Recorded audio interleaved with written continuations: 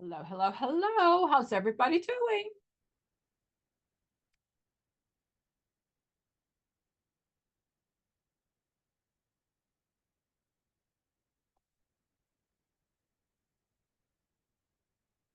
Hello, hello, hello. How are we all doing today? Hello, hello. Hi, Erica. Hello. Hi, how's everyone? I'm doing good. I just sometimes feel a little overwhelmed and The I test just or life? oh, well right now the test. And I and mean life tell too life too, but like um I put myself in this one state of mind that I just keep pushing myself to study. Um I feel like there's so much information that even though I read it, I can't remember everything. And then when I keep going back to the studying, I'm like, then it sometimes it like clicks in like easier. Like for instance, Erickson, he Mhm. has eight what stages. what stage are you in, Susanna? Um, I'm not really sure, So that's the but problem. That hold on. So what and not just you, I teach this all the time. I don't want yes, you to study to memorize. I want you to study to see it in real life. That when you're watching people at the grocery store, a client comes in and you understand what stage they're in. You do it yes. already. And if you try to study it intellectually, it's not Hmm. going to work. It's just not going to work. That's not how that's not how the test questions are written. It's really understanding the essence of the theory. So I am, I'll be 59 this month, guys. Yo, Dr. Bam, be 59, 59, Oh 59. yes, Okay, happy okay, okay, birthday. okay. Yeah, okay. No, we ain't good yet. But anyway, so October 24th, my 59th birthday. And I'm trying to retire from my brick and mortar by 60. So it's a big deal just because I do not want to have to do what I'm doing. I don't want to have to stay at my college job for another year. I do not want to. God, I don't want to. So but the goal is in that stage, it is stagnation versus generativity. What does that mean? I think it means If that you're looking at life in a more creative way, more fulfilled way, looking at ways you can move on and be more fulfilled, have accomplished your goals, looking at new ways to fulfill Okay. other dreams, desires. Okay. So I need Erickson's verbiage. So generativity means what? You're right. I am not saying you're not wrong. What Erickson's verbiage is what?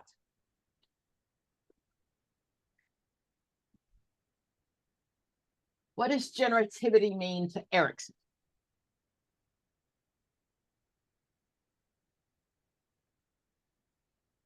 I'm leaving a legacy. I'm worried about future generations.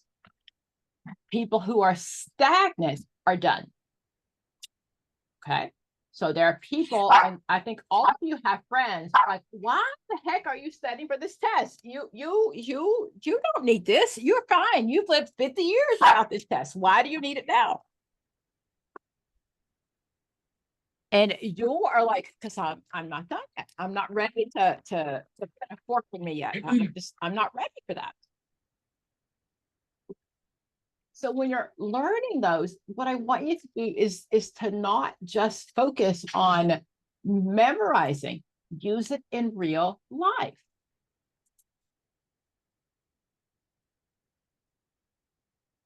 I'm That gonna looks like. remember that. Uh, What so what I, what I'm I will say to you, I've said that to you like lots of times because that's how I teach all the time. Don't yes. focus on memorizing because it's not going to help you. It's really not. You have to know them. But I get stuck in a stage. Let me show you a question.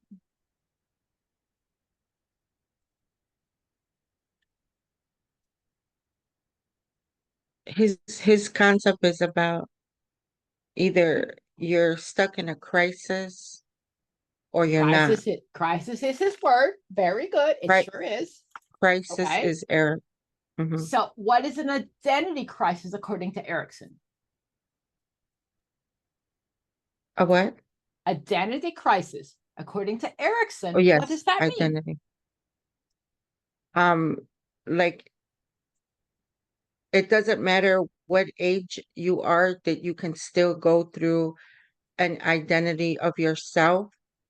And that's So- why he has two But verses. hold on. verses. Identity is a very, very clear stage.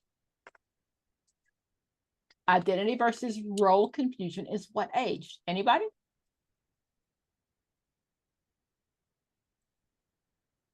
Like adolescent. So between some books say 11, some books say 13, between 11 or 13 to 21. Okay. In that stage, I'm supposed to learn who I am. Right. And if you watch my videos or spend time with me, I will talk all the time about understanding in that stage. It's about when you're 11, 12, 13, all you want to do is be like everybody else, right? Usually I talk about, oh my gosh, what was the fad in your stage? What was the fad? What was the popular thing when you were in, starting late middle school or high school? And most of us want to blend in. That's part of what it looks like. I want to be like everybody else. But as I get older, I then think, oh, wait, I don't care. When people start high school, start college, I've got 3 kids and many of us that started college, we followed in the footsteps of a friend. We had a friend that said, oh, I'm going to major in this, I'm going to major in that. And I'm like, okay, I'll do what they do. But then as I got older, I'm like, oh, that's not really what I want to do. So the first stages is I just want to blend in and be like everybody else. By the time I'm 21, I really should be able to know who I am. So in my videos, I talk about, at 13, high school, call our girlfriends up, like, oh, what are we going to wear? Oh, we're going to wear a hair and a ponytail. We're all going to do this. Let's all get our nails done. Let's all get the famous purse. The time that you're older, you don't really care that much, do you? But there are some people, according to Erickson, it's a crisis. They still get stuck in that same stage. They don't get that. They don't ever, not until much later do they figure out who they are. Does that make sense? Let me show you what that looks like. Yes, it does to me.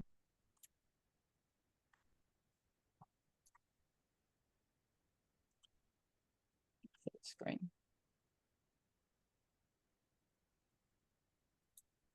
The problem with all the test questions, it's vague, and it doesn't say what theorist is which, so we get lost of knowing what they're asking me. Okay, so Susanna, take this one for me. Sure. A client is in the development stage of integrity versus despair. The statement that would, one moment. The statement that would be most characteristic of someone with a favorable outcome in this stage would be select one. Okay, so state my question. Now tell me what it's asking me. Always spend more time in your question than your answer. This is a recall. This is not one where I need to do the social worker planning solving model, right? This is just a recall. I have to know what they're asking me. Okay, so then tell me about, if I look at my choices, what happens in that stage? And it's an Erickson question. His name is not there, but I know it's Erickson because it's the stages of psychosocial development. So what's the question asking me? The question is asking, they want to know the development stage of integrity versus despair. Okay. What age is that normally? Um,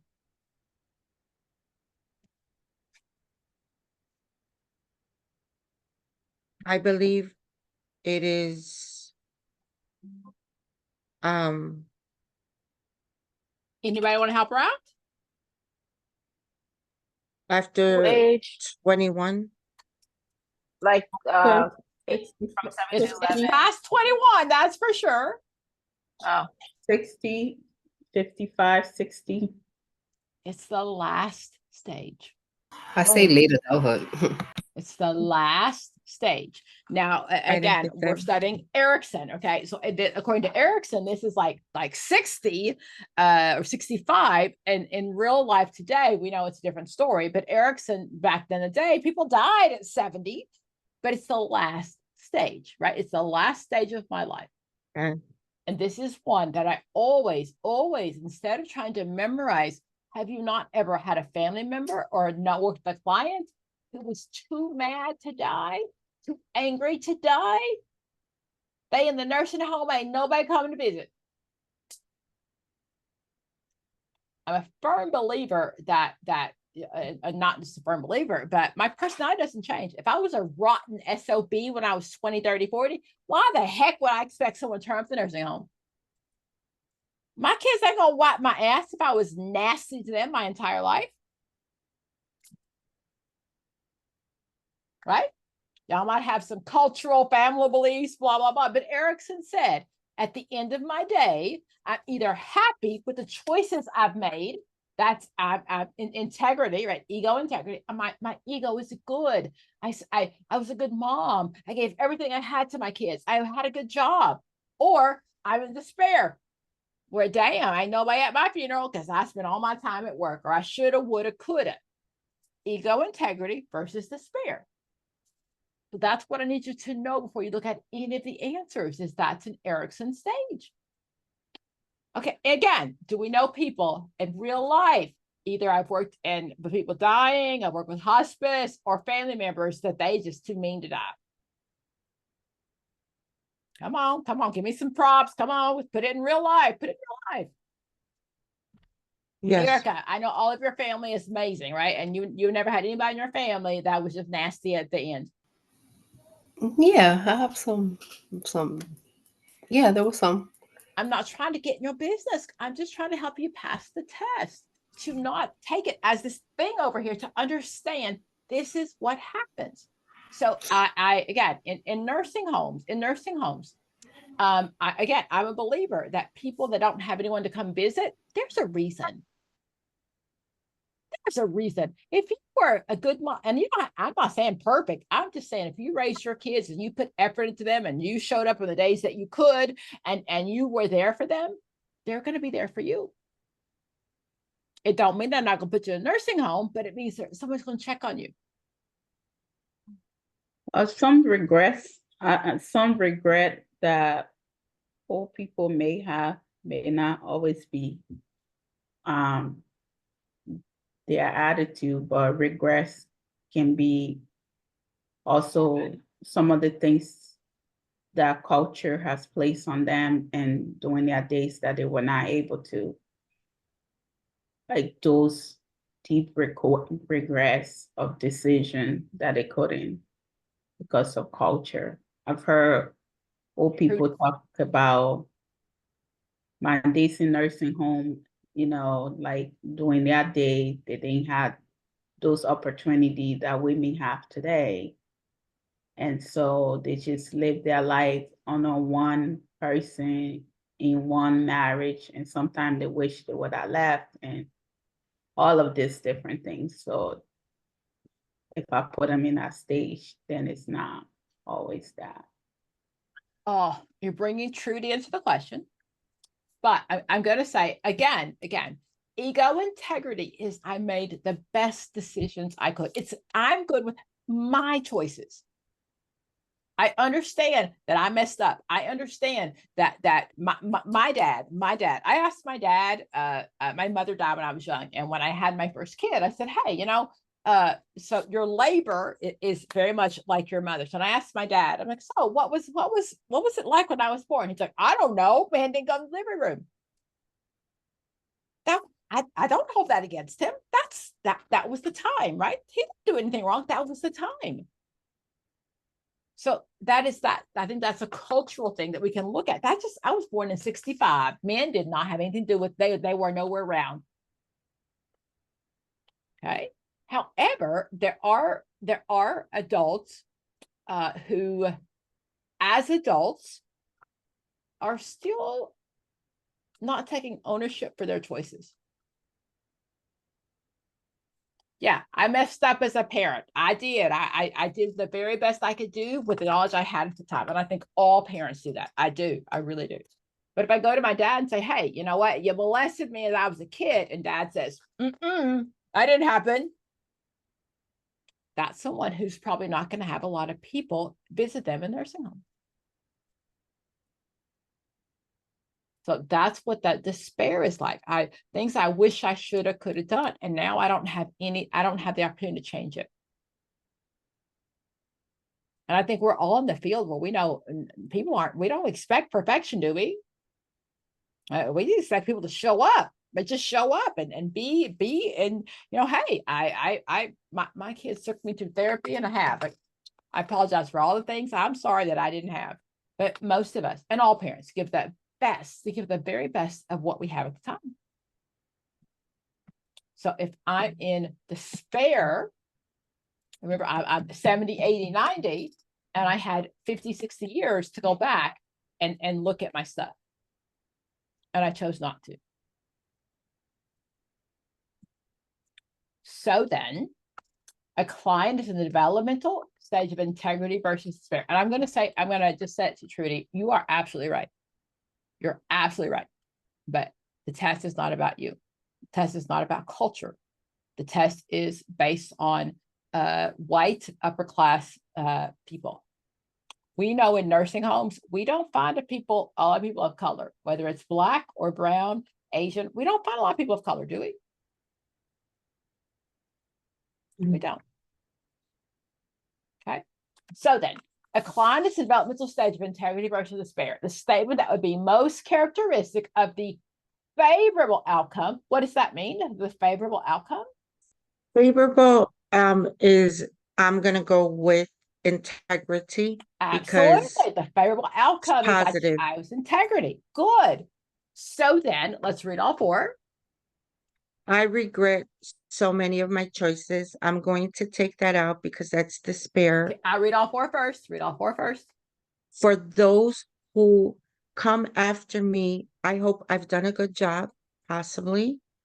Overall, I feel like I've made the right choices, possibly yes. Generally, I feel that I've been a productive human being. That also can possibly be correct. Okay. So However, hold on, Susanna, go back. When you read the questions, don't read the questions with judgment at all. Just read all four. Like I have no idea. Okay. You understood the question. And now you read all Yes. four. Okay. Now I'm going to go back and take out no way, no how is the answer. I'm going to take out letter A. I regret so many choices because Okay. that's despair. So for those who come after me, I hope I've done a good job. I would say, that is a I'm good gonna take answer, that but out. it's not, No, I'll take that out. it's You know why? not most. It is not the most Because because, hold on. oh, That's sure. a different stage. What stage is that one? Anybody?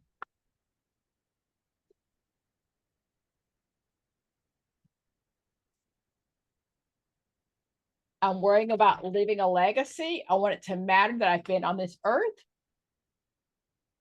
That's the prior stage. That's stagnation versus generativity, right? Yes. So that's why it's out, because that's not about this stage for those who come after me. So in the earlier stage, the stage that I think I'm in, I think you're in also, Susanna, is Yes, I want my life to have mattered. So that's stagnation versus generativity. So that's why that's out. So now we've got C and D. Let's keep going.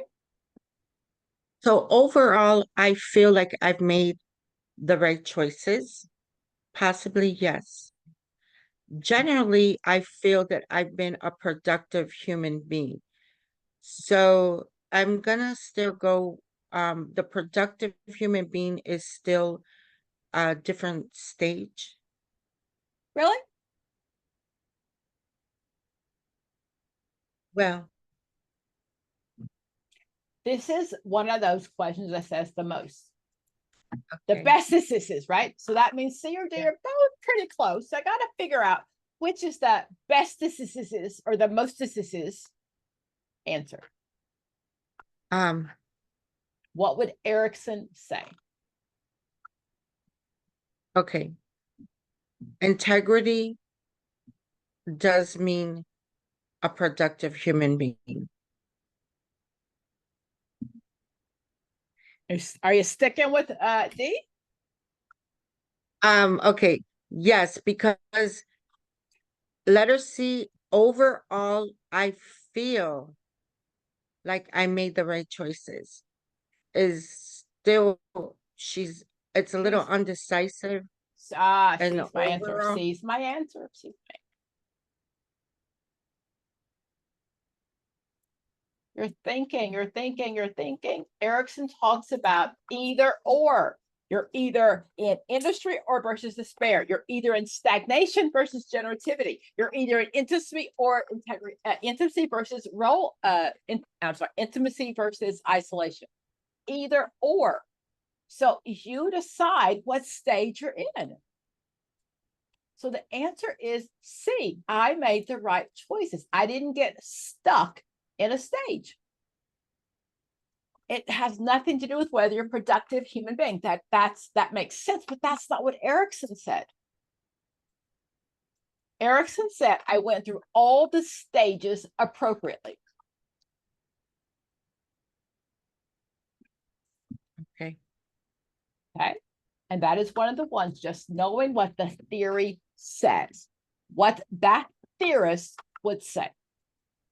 And this is one, I'll get back. People come, Dr. Pam, I didn't have any Erickson questions on my test at all. You made me study him, and I didn't have any because nowhere in the question do you see his name.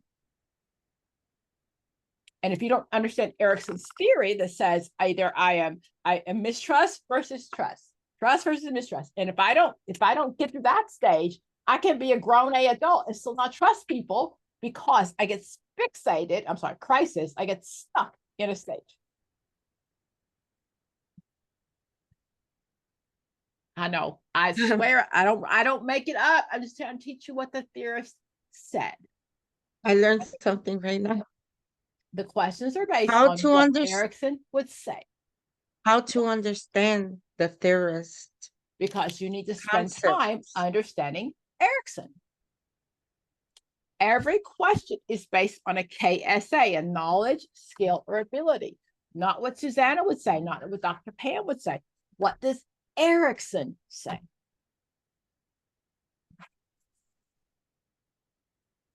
Did I give you guys a test last week in your chat box? Which one did I give you? 4, I think. Okay. Ask me questions. Something again, whether it's we're going to go over that, but if there's something you've studied, something you've seen someplace else, ask me questions. Let me explain to you how we got there. You give us the answers in the group or in the chat after we do it, or I don't think I put the answers for board, did I, in the box? okay. I'm just looking to see what I'm doing. So in last week's in your chat box, did I put the answers for board? I didn't see it. I don't usually because most of you think that staking test questions is actually studying, and that's not true. So I purposely don't usually give you those. Okay.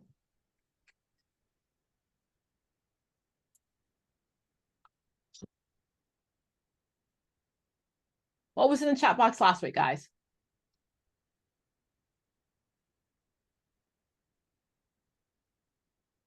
One moment.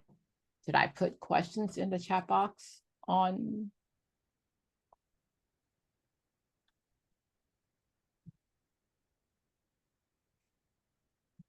Vicky, what did you study this week? I focused on the questions for exam 4 that you Okay. had in the chat box. I Very did more good. of those questions. Did I put the answers in there? I didn't see answers, I did. I purposely, that was my goal, is to not put those answers in there. So, but I printed the test the day after last week's session. mhm. I haven't really gone back yet. So I have the printed test exam in front of me. Okay. So let's go over that. That was my goal today, was to make sure that that everybody was able to work on that test. Okay. And Yes, did everybody work on that? I started it, but didn't finish. I worked on it myself. I didn't finish all the questions. That's worked out all right. Okay. Erica, Trudy, Tasha, did you work on it? I work on it, the one I printed out. I is- just got them because I was sick. I had bronchitis. So I started. Erica, did you miss work this week? Yes, I missed the entire week. Oh my gosh, That's- baby. Yeah, so I'm trying to like look at all the questions you've been putting on the dashboard and reviewing them and trying to catch back up. So I will always say, if you're too sick to go to work, when your kids were little, if you're too sick to do anything, y'all need to just watch the videos. You don't have to do a test. Yeah, I was watching your latest video that you put in the dashboard with some other members from other groups, I think. Mhm, mhm. I was watching that one this week. Okay, let me pull this one up.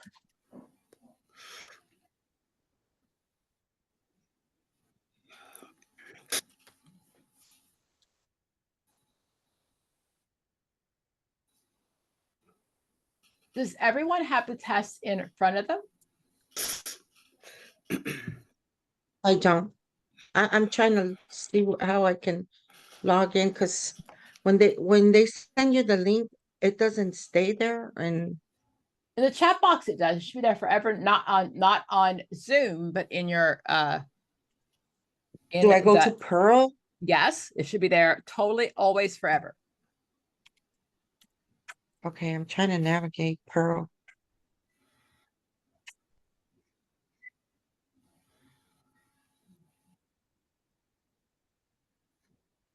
Pull up those. Does anybody have any questions? Please tell me that you spent some time studying this week, whether it was stuff I gave you or video, or you took some test questions. I did some of the test questions. I read up to some of the Yes. research questions, and I really wanted to, don't know how we're going with the structure, so. So the goal is that when I put test questions in the box, that we'll go over the test questions. And then I answer them and we'll go over, but I purposely don't give you the answers, because most of my clients just want test questions and don't want to get them right. And that's not what I want. What I want for you is to be able to understand the question and then focus on Well, why it's the right answer. there are two questions in there, 2 sets. 2 different tests. I printed them out. I Uh-huh. started them. They're very long. Yep, they are. So I think I did up to 25, but I left my flyer on my desk this afternoon because I went to a training and came straight home. But Okay. I I've printed been out reading. both So shrink hold book. on. Let me, so the goal is that we study 3 hours a day, every day, right? That's the goal.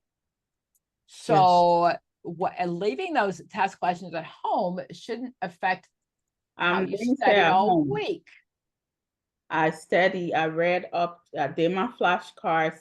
Like I said, I had the research method, I had engagement and other Okay. things that I did, a whole bunch of flyers. Then I did the test question in between because I get on the train in the morning. So I like to take my flyer with me Okay. when I'm on the train to answer questions. That's why Okay. I left it at work, because I take it with me, and then during my little break at work, I try to do the best I can do, because I'm also a parent of 3 children. So Girl, I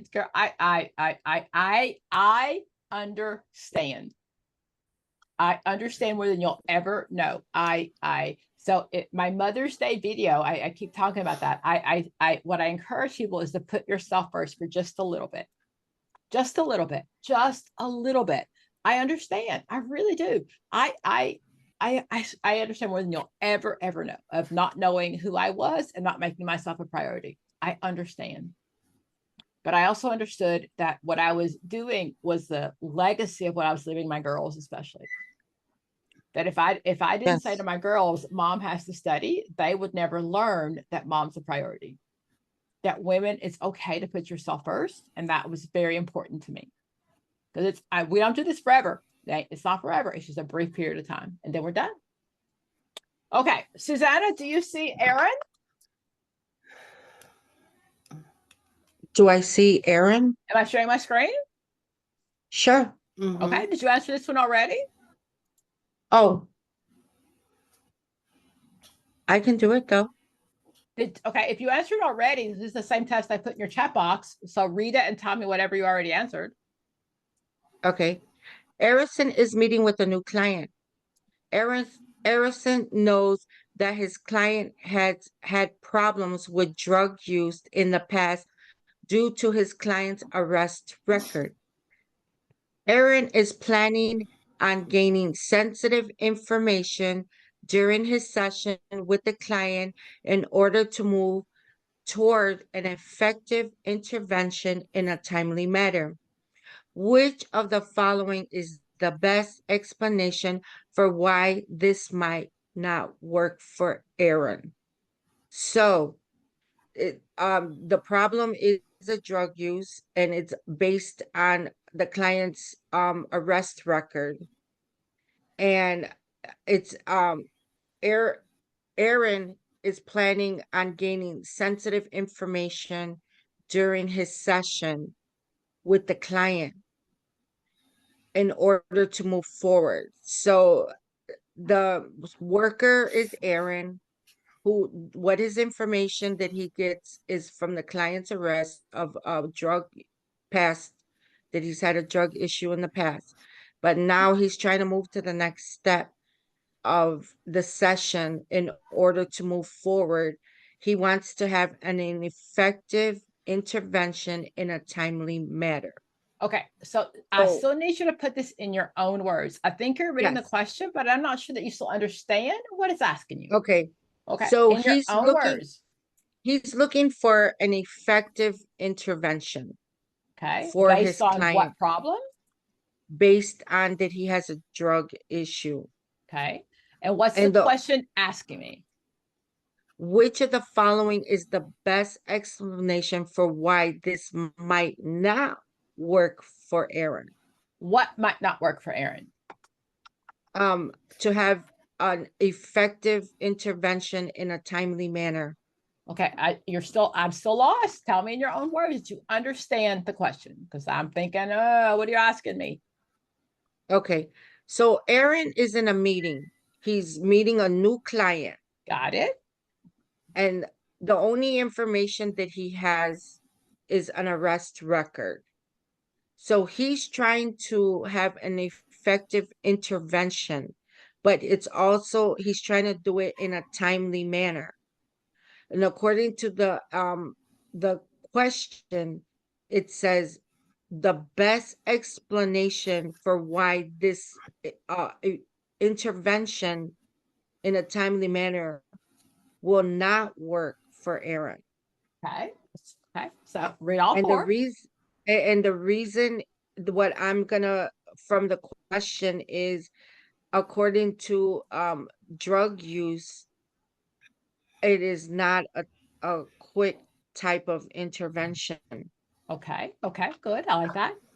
So we're focusing on different methods of interventions. Okay. So the question says, what I did so far may not work.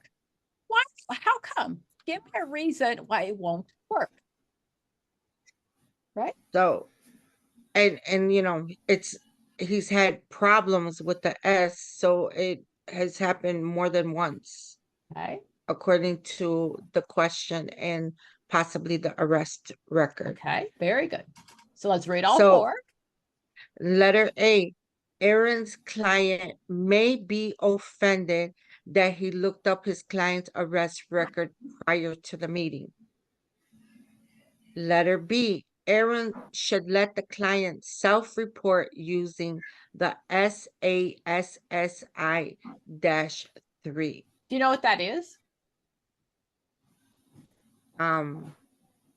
The SASSI is a substance abuse assessment. So it's asking him about his substance abuse.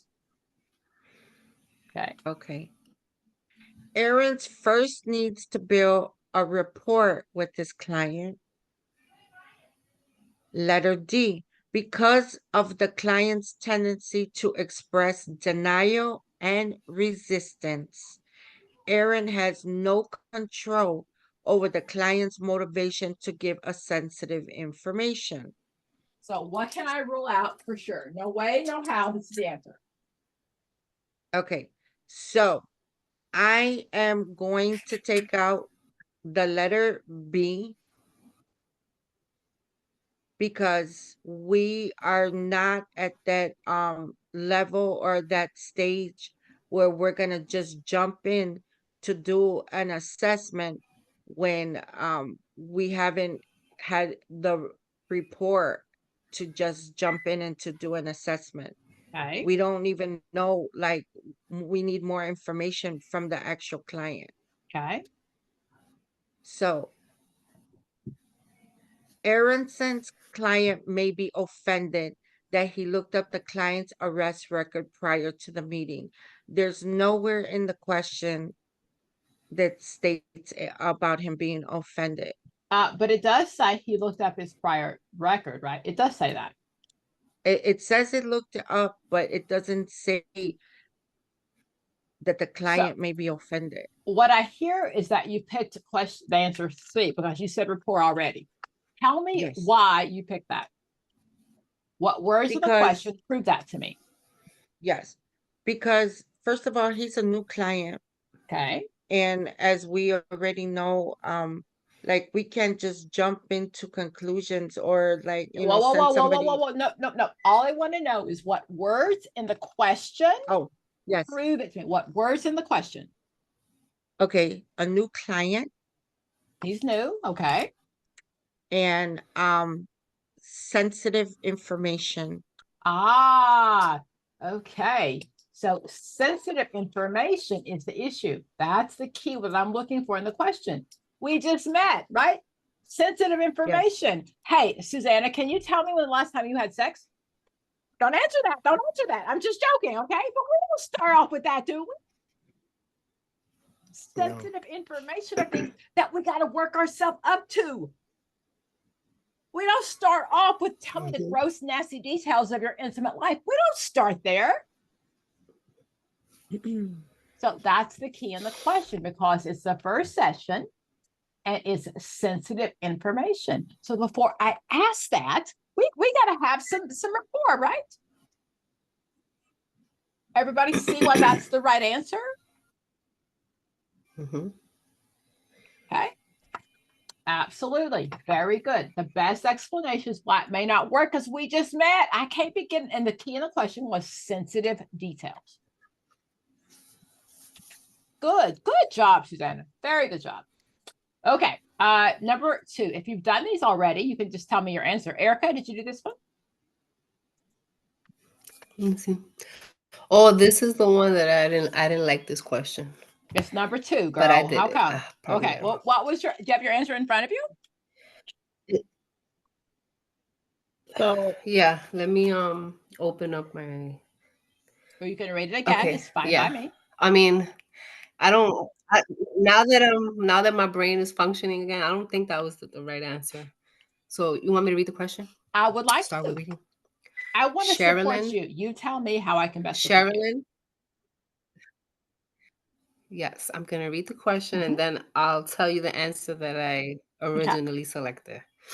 Sherilyn, your client of 6 months, tells you that she's recently begun having an affair with Tony As she discusses their affair, you realize that Tony is another one of your clients whom you've been seeing for the past year with his wife and 2 teenage children.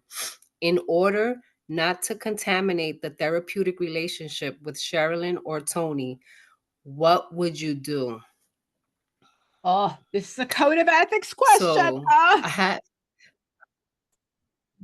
yeah, okay.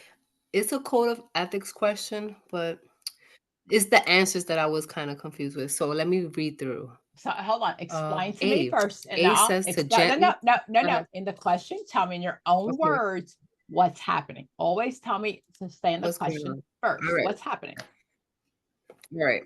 So the social worker has these 2 clients. All right. Got it. Sherilyn, she's had this client for 6 months. Got it. And Sherilyn is getting deep into the session, telling her that she started an affair. So as she's giving details, the social worker uncovers that she's with another one of her clients who is Tony, and Tony is married, and she services Tony, his wife, and the 2 kids. So now she has like a little I don't know if it's a conflict of interest or So it's a this would be, conflict so it's a because she has conflict, but these it's not a 2 conflict. clients. Hold on, it's not a conflict of interest. Conflict of interest She talks about knows their money. dirty secrets. Okay.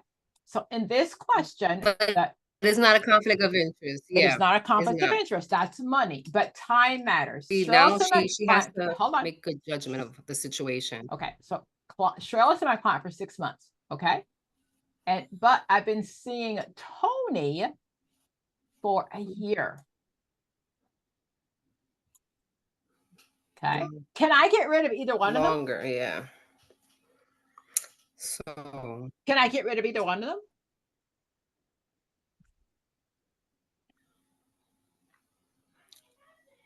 can you get rid of? Yeah, can I say bye-bye, wanted to. adios? No, I cannot. You I shouldn't terminate. I mean, Okay, so don't look unless at my you answer. have like counter transference. Even that's not a reason to terminate. I cannot. No. The client, Definitely. I can't terminate a client because my So- stuff gets in the way. Hold on. Can you listen? Just listen for just a second, okay? If Mhm. if I've been seeing Tony for a year and Cheryl just started, I could say to, hey Cheryl, bye-bye, go see somebody else. Right? But I've been seeing Cheryl for Mhm. 6 months and I've been seeing Tony for a year. I can't get rid of either one of them. So if Cheryl came to me and said, "Oh, I got this affair with this man. His name is Tony," blah blah blah. If it was our first session, I would say, "Bye-bye, Cheryl. Go see somebody else." But I can't do that because it's been 6 months before I realized, and I've been seeing Tony for years. So those time frames matter. It matters. So I cannot say goodbye to either one of them. I don't get the right to terminate a client because it's uncomfortable for me. My medical doctor sees me and my Mhm. brother. I referred my brother to her. I've seen my medical doctor probably for 15 years. 15 years. She sees my brother too. She can't get rid of either one of us. That's not okay. So understand the question before you understand the answers. It's been a minute. If Cheryl said, "Hey, I got this blah, blah, blah coming up," I can say, "Cheryl, bye-bye. I don't want to see you." But I've been seeing both of them now. It's a code of ethics question, which is the best ethical answer. Now read all 4, okay? A. Gently terminate with Sherilyn without telling her why. This preserves confidentiality, and since you've been seeing Tony and his family longer, you owe them more professional allegiance. B. Say nothing and continue seeing both clients while you monitor your countertransference and ask colleagues for assistance with the case. C. Call an attorney and discuss legal issues around dual relationships so you can determine the best action to take. And D. Continue seeing Sherilyn as usual. Ask Tony in for a private conference so you can ask about his commitment to his marriage and family, being careful not to break any confidences. Okay. What can I rule out? No way, no how is the answer. A. I cannot terminate with Cheryl. I've been seeing her for 6 months. But remember, every question is different. If it said I met Cheryl yesterday, I can't terminate. But I've been seeing her for 6 months. So A is not an option. Good. What else can I take out? C. I would not do that first. I might do that, but not first. Okay. So now between B and D, between the two of those, when I get down to two, I'm going to pair the two to each other and come up with the best answer. Yeah. So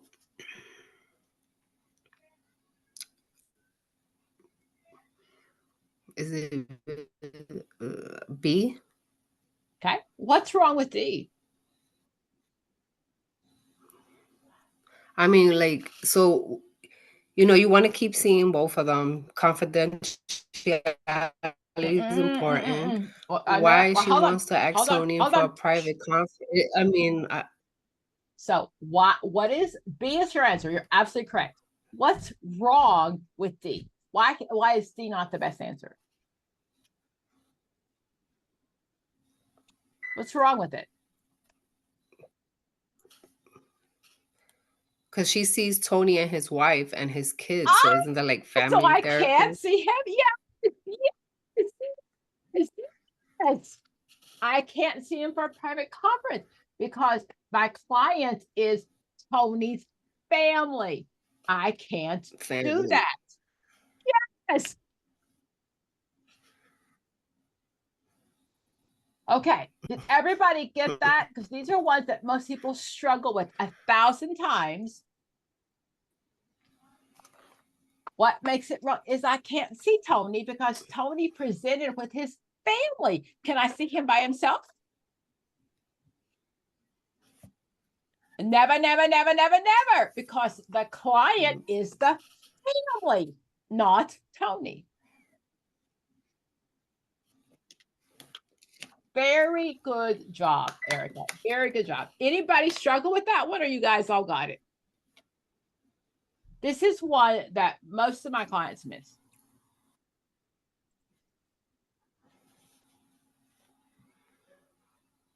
Everybody good with that? Ask me. You paid a lot of money to spend time with me. Does that make sense? It makes sense, however, from the code of ethics, it seems a little confusing, What code of ethics did this violate?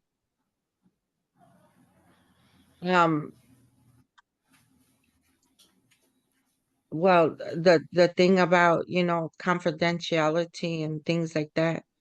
You're grasping at straws, Susanna. The code of ethics says whoever presents to me is my client. If the couple presents to me, the couple's my client. If the Yes. family presents, the family's my client. If the community presents to me, the community is my client. Mm-hmm. Okay. A lot of you in your business every day will see kids or families, couples separate, but the code of ethics says if the family's the problem, we see the whole family. And I'm seeing the families. I cannot see Tony separately. That is what the code of ethics says verbatim, verbatim, verbatim. All of you that see people separately or clients separately, that's how you get through everyday life to get paid, but that's unethical. The code of ethics says we don't do that. Okay, Trudy, this is yours. We did this question last week. What was your answer? It was A. Very good. Let me give you another one. Thank you.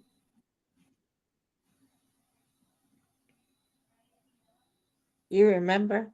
Not at all. Not at all. I am so sorry. Let's see. Did we do this one last week? I wish I did. I so wish I did. Which one? This one? Anyone? No, anyone. I'm sorry. Some of them, as I was doing the test, I some of think, them we did, sorry. some of them we did not, so. How about that one? Lenny? Gambling, I believe we did this gambling one, but I'll try it because I don't remember. Okay. Lenny said he cannot stop gambling.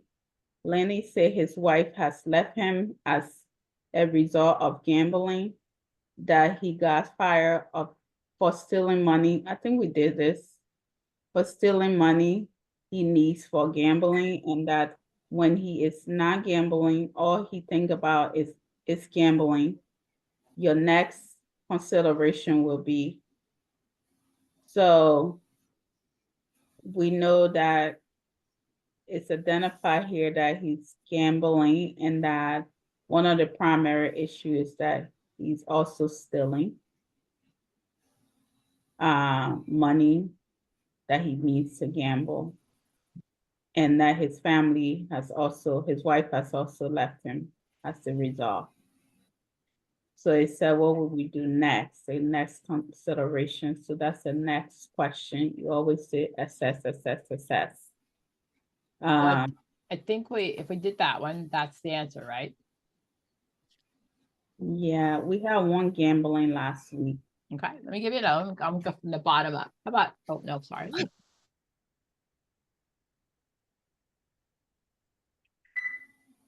Try that one. Doing supervision with Roberto and LCSW asks everyone to look at their documentation and to get ready to share their cases.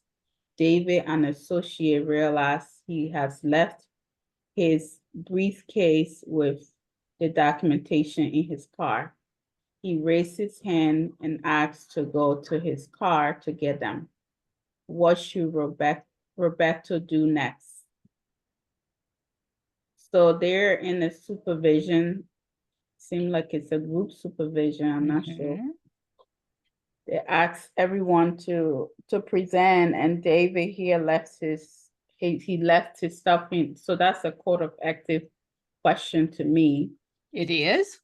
He left his briefcase with the documentation in his car, so that's a privacy issue, but I Okay. should put myself in, but that's a code of ethics. It is. And I know it says next, and I was thinking, what would I do first? I'm in a supervision, and he says, oh, right. My notes are in my car. What is your first thought? Ding, ding, ding, he's not supposed to, like your notes not. Why are supposed- your notes in your car? That exactly. That was my first. Why are your notes in your car? That's my first thought. Okay. Yeah. So then what would I do? I know it says next, but what would I do first? Take a break and let David go to his car to get the documentation. Let him pass this time and ask him to bring them next week. Do nothing and go on with the session. Explain clinic policy, and that documentation may not be taken out of the clinic at any time.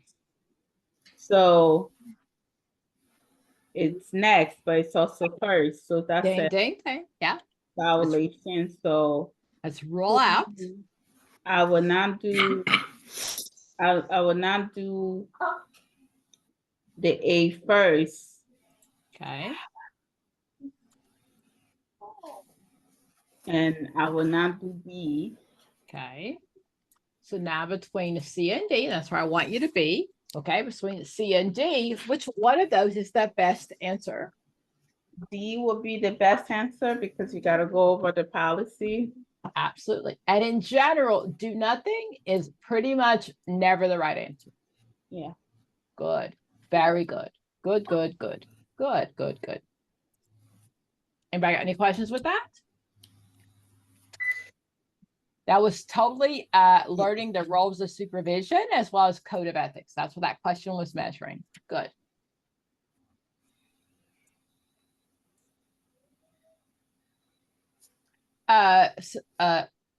Sophia. Sophia. Yes, Sophia. Okay, so Jake, a new associate social worker at an inpatient rehab facility, dreads meeting with his supervisor Bob each week. Bob tends to point out all the things. Is it Jake or Jack? Jack? I think it's Jack. Okay, Jack is doing wrong and rarely commends him. Okay, I'm going to take this point. The term is called immediacy. When you kind of point out like an issue in the moment. I'm sorry. How is your name spelled? Immediacy. No, how is your name spelled? Safiyyah. Could that not be spelled a much easier way? Yes. I'm just gonna call a spade, okay? So immediacy is a teaching moment, okay? It's just Jack.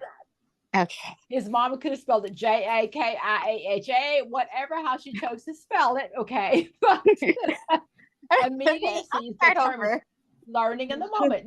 Did you have any control of how your mom spelled your name? No, You my did dad not. actually did the spelling. But you have no control over that, right? No, So I always I think don't. that's funny with names, okay? I always think that's funny when people have, I think, kind of strange spelling names. I'm like, how come you don't know John? So immediacy is taking every moment we're there and turning it into a teaching moment. Okay, so Thank you. Sophia, it is Yeah. just Jack. Okay, go ahead. Okay. Jack, a new associate social worker at an inpatient rehab facility, dreads meeting with his supervisor, Bob, each week. Bob tends to point out all the things Jack is doing wrong and rarely commends him for doing things right. Bob recently told Jack that he needs to be more conscientious. Conscientious. Concise. Conscientious. Yes. Conscientious. Mhm. When completing his chart notes, that he might use third person phrases such as this writer, this clinician, this practitioner, or this social worker, and avoid using me, myself, or I. Jack avoids his supervisor as much as possible because he feels like Bob is too critical. Jack should. So, staying in the question, Mhm. Jack, he's a new associate social worker at an inpatient rehab facility, and he dreads his supervisor Bob because he doesn't say anything positive about his work or like completing his chart notes. And he complains that Jack writes in third person instead of using the phrases me, myself, or I. And Jack avoids. So what he should do is find a new. No, stand my question first. Mhm. What are they trying to measure this question? What Jack should do about his supervisor Bob. It's a code of ethics question, right? Mhm. Okay. So if I have a concern with my supervisor, what should I do first? Do you get that? Yes. Okay. He's my supervisor. And he says, oh, I want you to write this way, this way, this way. But Jack is avoiding his supervisor because he thinks he's too critical. Mhm. Okay. Anybody have a supervisor that you hated?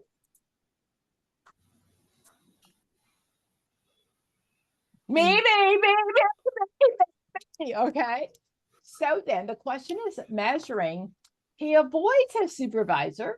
So what should he do first? I know it doesn't say first, but what should I do? And it says, I'm new. Things that matter in the question. I'm new. Okay. So A, find a new supervisor. B, send Bob an email in which he delineates. Delineates, okay? So Delineates. delineates all the success with individuals. I'm going to send my supervisor email. I am Bob. I have done all of these great things in life. C, I'm sorry, I'm open. Jack, and It's I'm okay. sitting Bob. Okay.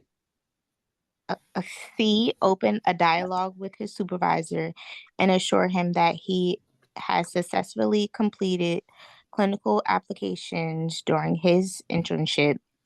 D, request and adhere to feedback from his supervisor. Okay. So, eliminating, I would go with, Well, stay on my question. Stay on my question. How long has Jack been in the field?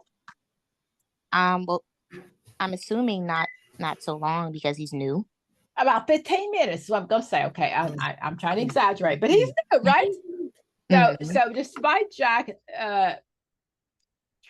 yes, Jack thinks he knows everything because I got my LC, my MS, whatever, but he's been in the field 15 minutes. Okay. And his Bob says, hey, I think you're doing this wrong. And I want you to look at using the writer, the clinician, or this practitioner. And when he says it to him, Jack says, mine's going to avoid you. Okay. What can I rule out? So I would rule out A, find a new supervisor. Okay. I will also eliminate B, send Bob an email in which he delineates all of his success. That's going to go well with my supervisor, right? I was great this weekend, this and this and this. Yes. So, just looking at one of the answers, C, open a dialogue with his supervisor and assure him that he has successfully completed clinical applications. D, request and adhere to feedback from his supervisor.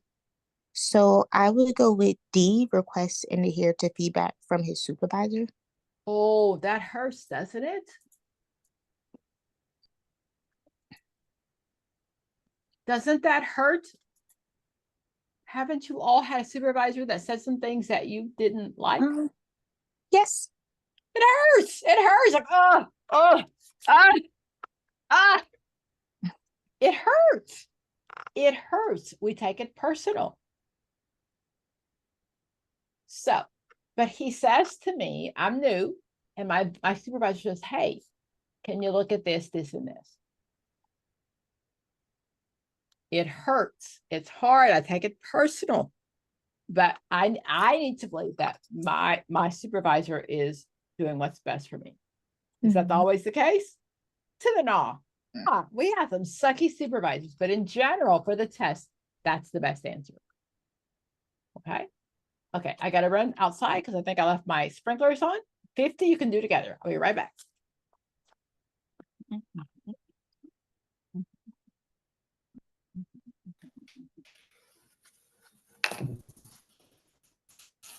Thank you.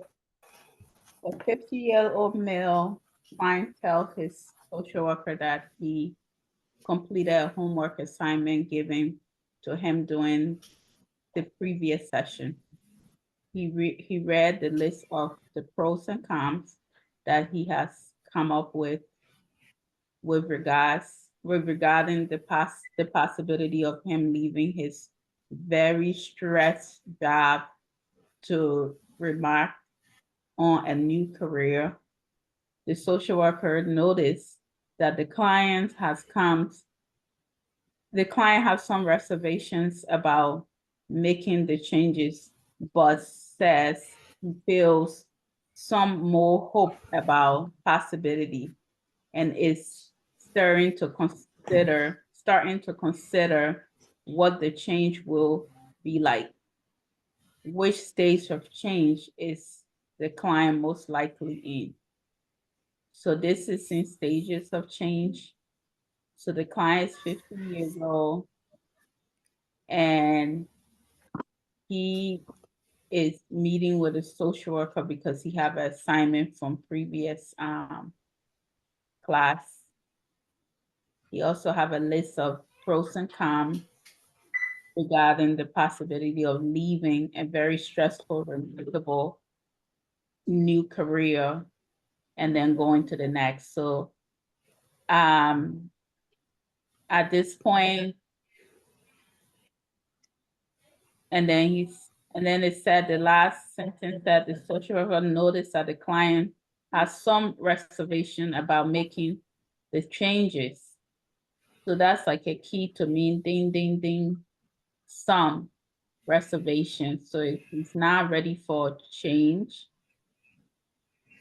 So to me, A is the actions, pre-completion stage, which is somebody want to change, but they don't want to change. That's A.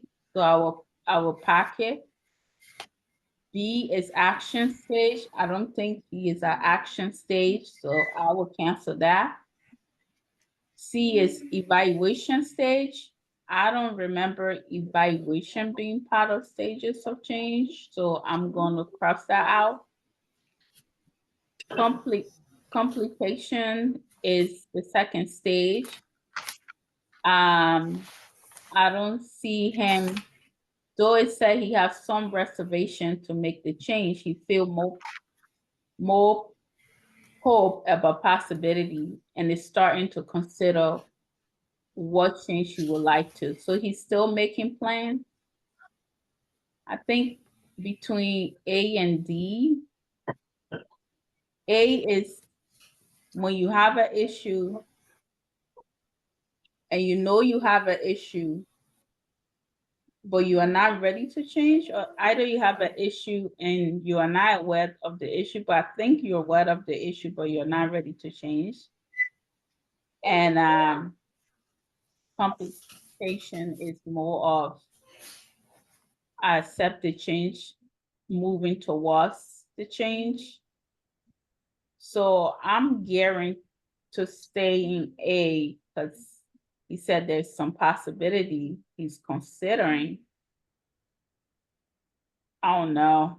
I'm between A and D. That's all I can say. I'm scared to say A and I'm scared to say D. So anybody else? I think it's D because pre-contemplation would basically mean that he's in denial. And this doesn't say that he's in denial because he's already made a list of pros and cons and thinking about, what the change would feel like. So I believe it's contemplation, like he hasn't really made a commitment to make the change. However, he's making steps towards making the change. So I'll say D, that's my answer. Yeah, I think because you said he made some list, that's kind of ding, ding, ding in my head too, that he's making some sort of action. So these tend to be the strongest. Yeah, contemplation. It Mhm. says he feels some more hope.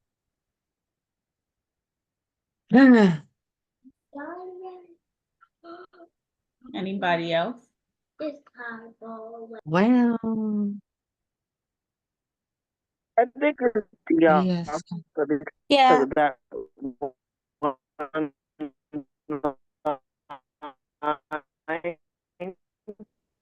We can't hear you, Vicky. You're breaking up really bad. Stricken notes that the client has some of the.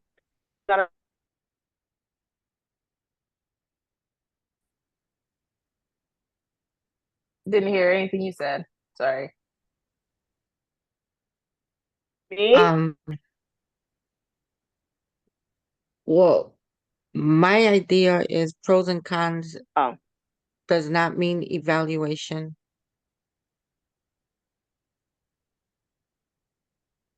I think it's D because of that line that says the social worker notices. Contemplation means Yeah. they're thinking about it. There's pros Yeah. and cons doesn't mean thinking about it. And But you see the possibilities pre-contemplation. though, Susanna. Hold on, I can't. Huh? Possibilities of it. I'm sorry, what? He sees the possibilities. Okay, Uh, see, everyone sees something different. Well, I was also gonna say D two because he completed the homework assignment that was given to him during the previous session. So, a person in contemplation, they see that there is a problem, but they are experiencing that withdrawal, or what will that change look like? This is called the trans theoretical model. This is where motivational interviewing came from. Many of you use it every day in your life and not knowing what it means. So what used to happen is in that pre-contemplation stage, when people didn't think they had a problem, we would say, what the heck is wrong with you? We would berate you, call you every nasty name in the book. You're stupid, you're an idiot, blah, blah, blah. And what we know now is, nah, we don't do that. We try to motivate them to understand why it's a problem. Okay. So then, what was the answer to this one, guys? We all said something different, kind of. Well, it's a reading test. There's only one right answer. I said it's D. We said it's D. Majority vote says D. Okay. Contemplation. So what words in the question? Prove it to me. Prove it to me. Well, I say it's D because the question's asking what stage is he most likely in. He's a To what? female male client that Okay. tells the social worker that he has completed the homework assignment given to him during the previous session. Sophia pointed out a good point that if it was pre-constipation, he wouldn't have completed the homework assignment. Ding, ding, ding. He would not have, because I don't have a problem. Right. Okay. Is he doing something? It says he reads a list of pros and cons that he has come up with regarding the possibility of him leaving the very stressful job to embark on a new career.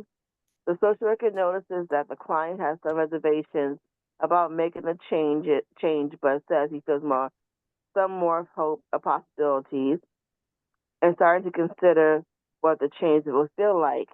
I said that's D. I think Trudy, you all said it was D. But it's not A because he's not taking that much action yet. But Okay. it's not C because it's nothing to really evaluate. Evaluation is not even part of the program. That is not even an option, right? Pre-contemplation, contemplation, I make a plan, right? And then I act, and then hopefully I maintain the problem. If not, I go back and I have to go back and start over. So evaluation is not even part of that transdirectional model.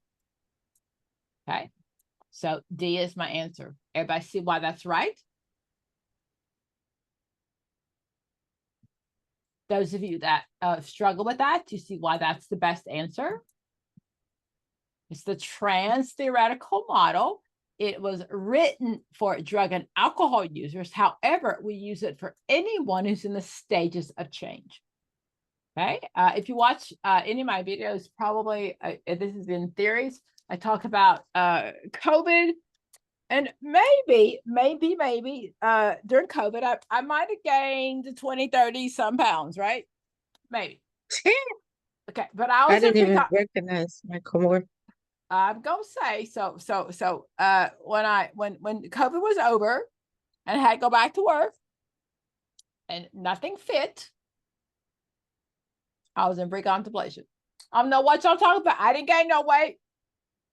I had a personal trainer, even during COVID. I had a home gym. He came to my house. He worked me out, blah, blah, blah, blah, blah, blah, blah, blah. I ain't got a problem. Okay. So then what happened is, let's flip that theory,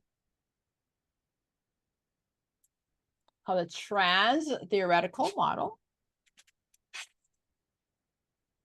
And it was written for drug and alcohol. I'm sorry, it's not trans theoretical. It's trans theoretical model. It was written for drug and alcohol users, but that is not all we use it for. I know I read that, but I didn't remember it. And right now, when I saw the question, So this is one that, again, you use every day. You have clients who come in who say, I don't have a problem.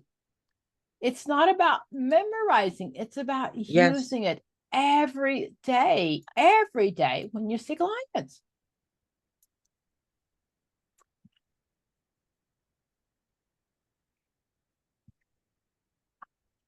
Okay. I know, just me. What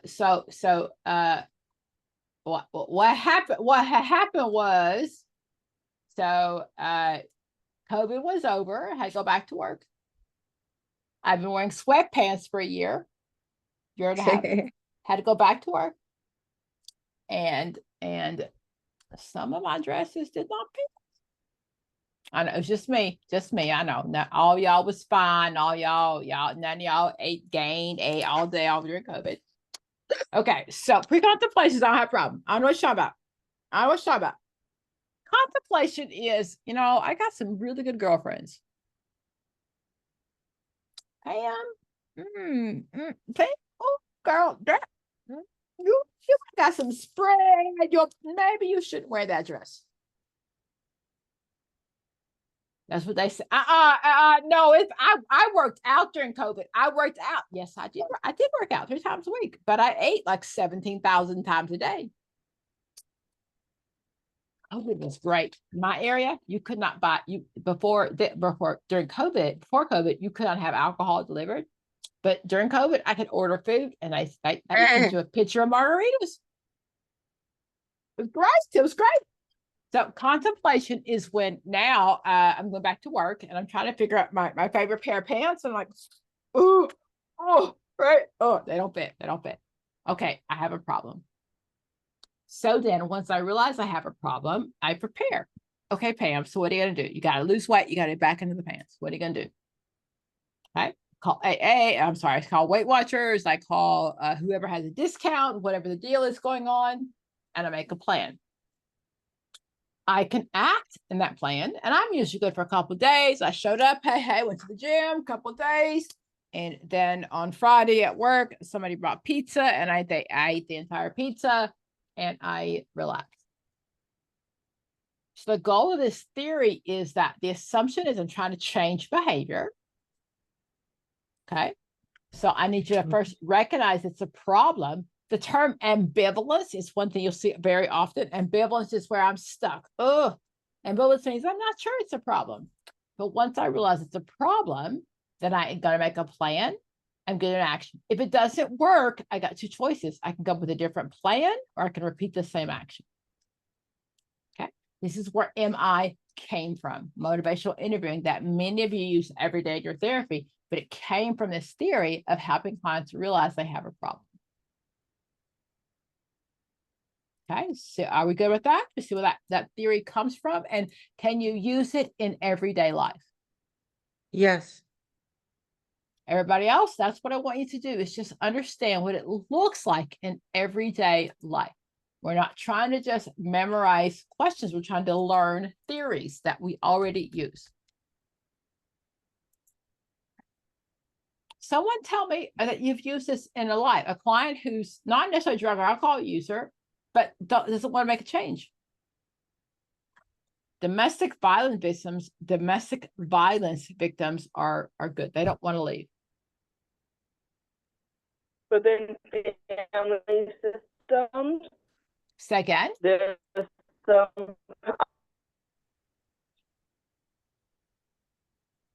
Vicky, I'm sorry, it's not so great. You hear me now? Try again. With some of my patients, they have family relationships that are not the best, like mother, daughter, father, son, or father, mother. Okay. And they are not ready to make decisions or make changes to better that relationship. What theory, if it's generational, what theorist is that? Generation. That's Bowen. Bowen talks about the genogram, and right, that it's so hard to make changes. So we talk about family therapy, and Bowen, we tend to do whatever Mom and him did. And if Mama stayed in domestic violence relationship, she says to me, "Girl, it'll be okay. Just stick it out." So that's a Bowenian question. If it's intergenerational.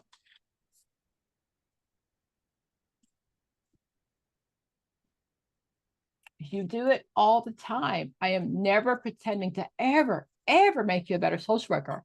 I'm trying to make you a better test taker of understanding what the question is asking me.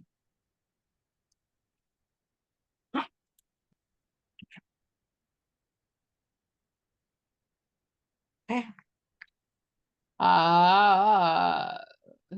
Tasha, is this yours? Harm reduction? Who had the last one? It was everybody, but I can give this an attempt. Get you. Okay, so let's say read the question first. Okay. Harm reduction as an approach provides non-judgmental and non-coercive services to people who use drugs and alcohol. This supports some of the most fundamental aspects of social work practice, which are. Okay, so what is harm reduction? Have you studied that? Have you seen that term before? Yes, harm reduction is most likely for people addiction issues, where basically the goal is not abstinence, but basically minimizing risk of Okay. like overdose. You're absolutely right. Can I tell you that wearing bicycle helmets is harm reduction? Yes, Harm and elbow reduction pads is and knee pads. ding, ding, ding, ding, ding, ding. Okay. Dr. Pam not wearing 6-inch heels is harm reduction because I'm old and I still like heels and whatever. That's a different question, right? Okay. So harm reduction says specifically that the problem has been around for a long time. And instead of saying just stop doing it, we're going to say if you do it, choose to be safe. Okay. Harm reduction is if I am working with someone who is in someone who sells their body for sex. I'm teaching her to be safe. Okay. So now read all 4 of my choices. A, respecting a person's identity and helping clients recognize their inner strengths. B, recognizing a person's flaws, rejecting them, but not rejecting the person. C, allowing the burden of society's criminals to fall on the shoulders of a community to solve. D, practicing outside the social work scope of practice. So I would eliminate D because that has nothing to do with the question. Okay. And C, allowing the burdens of society's criminals to fall on the shoulders of a community to solve. So now I'm between choice A and B. So I'll go back to the question, which is about harm reduction. And it says, this supports some of the most fundamental precepts of social work practice, which are respecting a person's identity and helping clients recognize their inner strengths. Or B, recognizing a person's flaws, rejecting them, but not rejecting the person.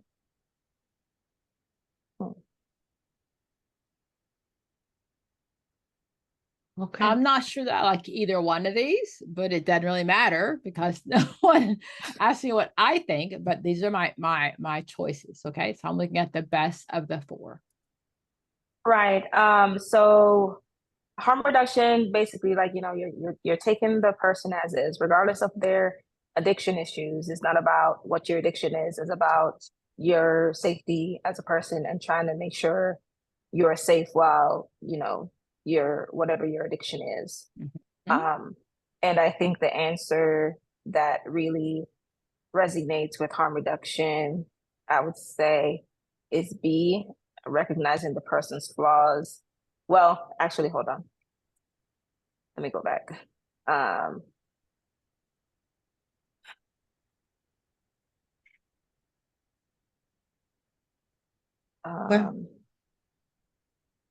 Respecting a person's identity and helping clients recognize their inner strength.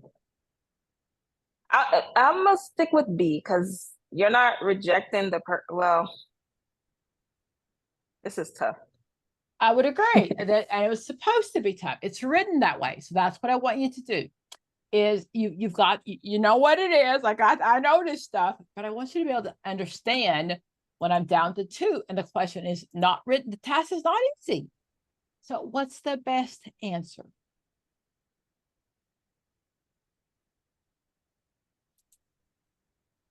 Will it be B? Tell me. It says harm reduction as an approach. I'm sorry, Provide- did you change your, was there a voice change? Did Tasha ask for Oh, help? I'm sorry. I thought we were all helping each other. Okay, Tasha, do you want help or do you want us, do you, Tasha, you tell me.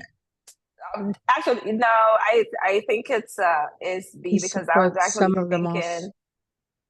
I was thinking like, okay, where it says not rejecting the person, because regardless of their addiction, you're not rejecting them because of that. But when it says recognize their flaws and rejecting them, I'm like a part of their, well, I'm gonna say B. I don't know. I could be wrong. We gotta figure it out. We gotta figure it out. If I'm not there and it's on test I question, I think it's B because B kind of resonates with harm reduction because recognizing a person's flaws, rejecting them, but not rejecting the person. Okay, yeah, go back 'cause- to my question. Go back to my question. Did I mention it was a reading test?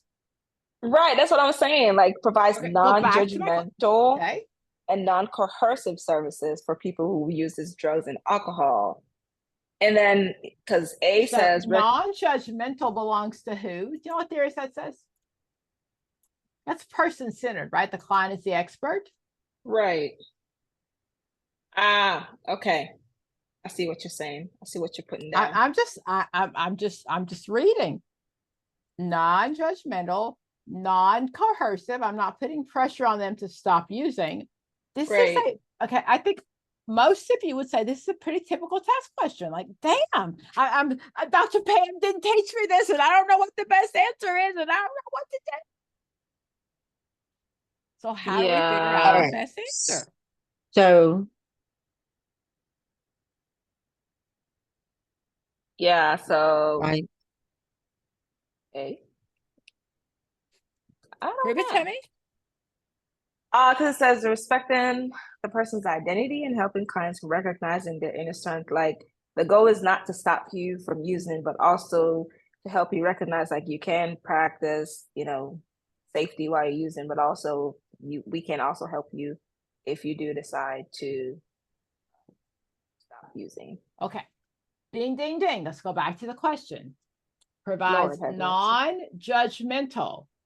Right. That is Carl Rogers. That's person-centered. If I don't have I'm not judging you. Right. That's where I was like maybe B because it says recognizing the flaws. But then when I see rejected them, I was like, okay, that doesn't really resonate. But then it said not rejecting the person. I was like, okay, that last part and the first part, the answer goes together. But the rejecting them is not really making it Carl right. Rogers So, said that people yeah. are the experts in their entire Of their their life. life. Right. Okay. This is who you yeah. are. Okay. And I'm gonna sit back and listen and help you figure out what's best for you. I'm not gonna say anything. Right. Okay. The goal of person-centered is to help you get to be the very best person you can be. Mm-hmm. Okay. Got it.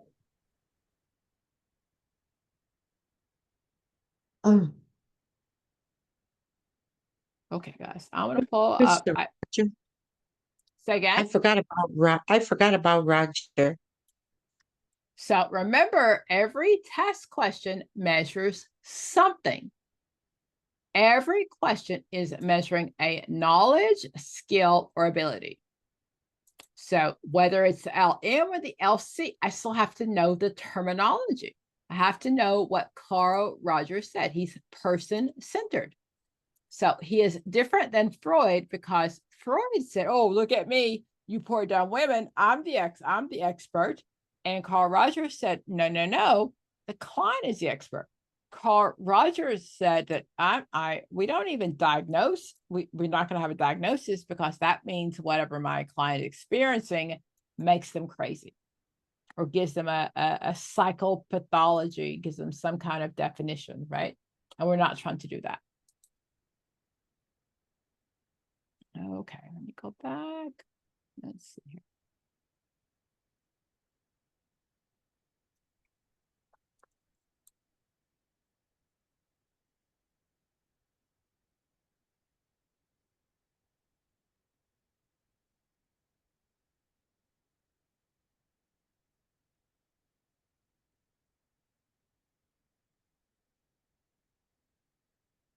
This is a recall question.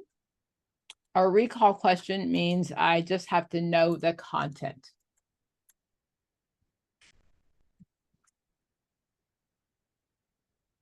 I'll put these the answers in your chat box for this test, the LSSW exam 4.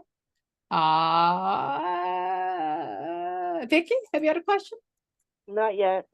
Okay. All right. I did this last week. Okay. The answer is A. Go back down. I'm going to put these answers in your chat box and come with a different set. So hang with me. Did anybody do any questions this week that they're not sure about? Any when they went over these? Let me look. Oh, I'll put the answers in your chat box. I have no problem with that. I just want to make sure you're understanding content more than anything.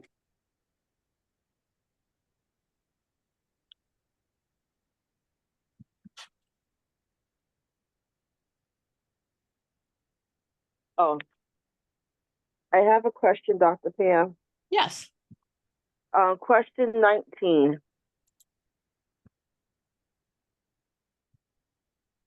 Go ahead. It says Lewis forgot to write a report about a client in a timely manner. In order to complete the entire report, Lewis filled out some of the information he did not remember using.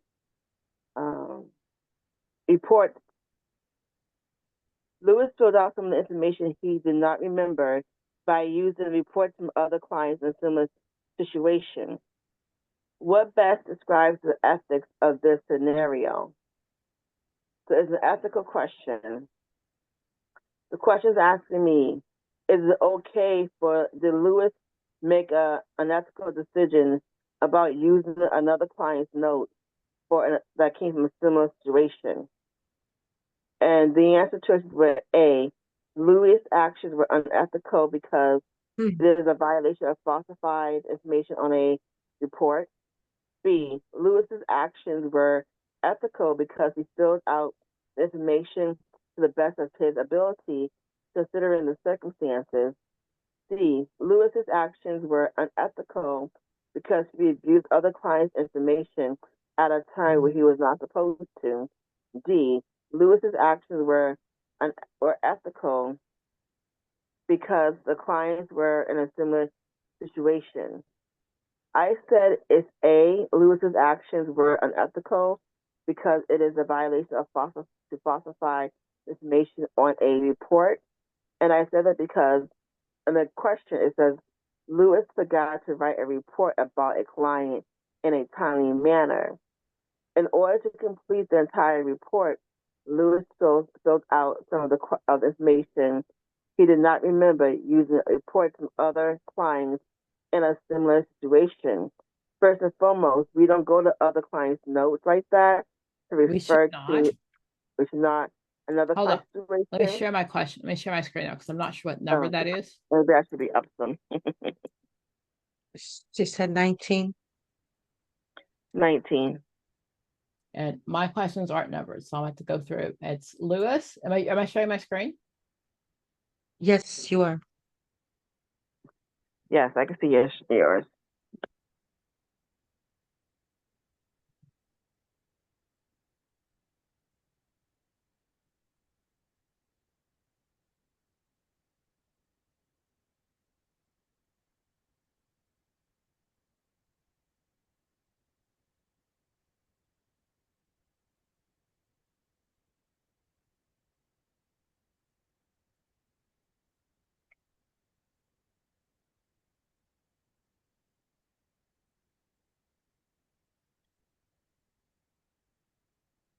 Okay. So American 1, 2. Plus 2, 3, 4, 5, 6, 7, 8, 9, 10, 11, 12, 13, 14, 15, 16, 17. There we go. Yeah, I Is it- said A Dang, dang, dang. because it's not the same situation, but more notes to fill out information missing that we didn't remember. Mm-hmm. That just is unethical. It's falsifying documentation because we don't know if that actually happened with during that interaction with the client note you're filling out.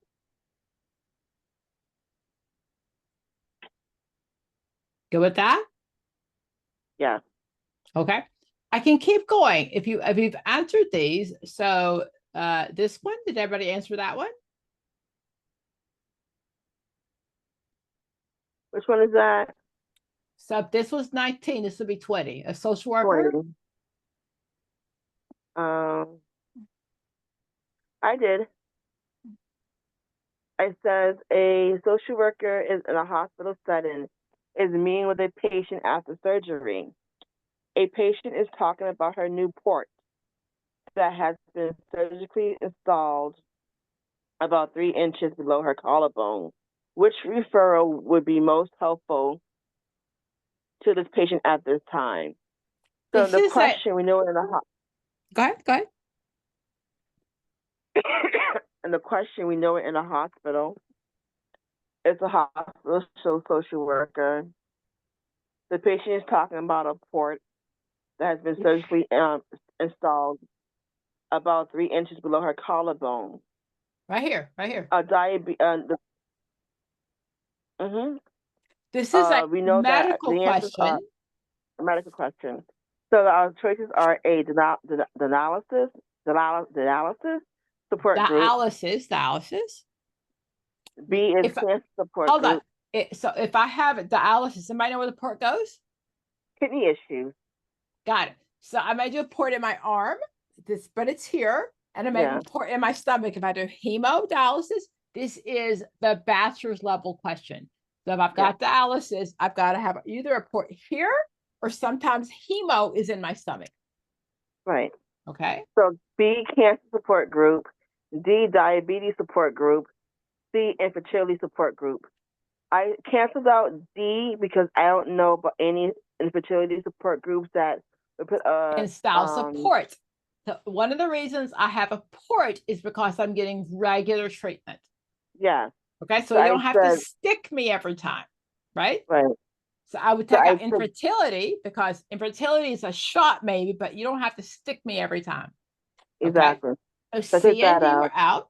Okay. I took C out because diabetes support group may be more about medication, maybe Got it. complications you're experiencing.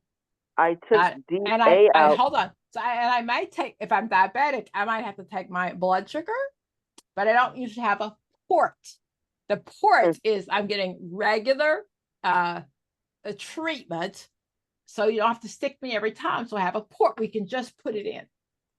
Okay. Okay. So this question, we have to know what it's meant by a port. Ding, ding, ding. And this is something you I would took learn out at the that dialysis. BSW level. Okay. I took out the dialysis because I connect that to the kidneys, and I don't see where a port has to be on your collarbone. It does, but it wouldn't be here. You're absolutely right. You're absolutely right. The port would be either in my arm or usually sometime in my abdomen. You're absolutely So I right. said B, cancer support group. Ding, ding, ding. Anybody struggle with that one? That is something that you learn at the BSW level. And that's the question, the LCSW does not cover this. It does not. But that is knowing just knowing about everyday human development and knowing the basics of medicine. Good, very, very good job. Want to ask you about that one, guys?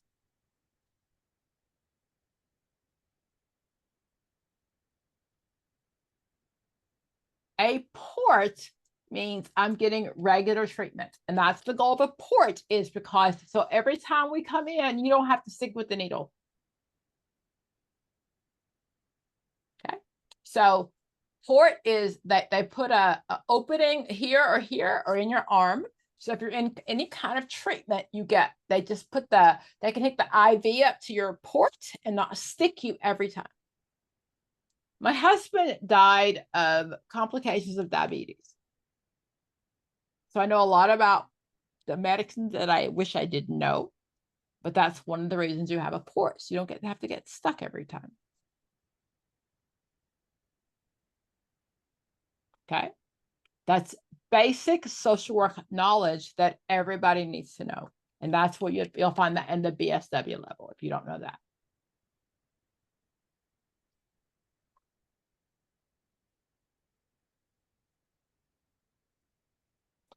I'm gonna go ahead.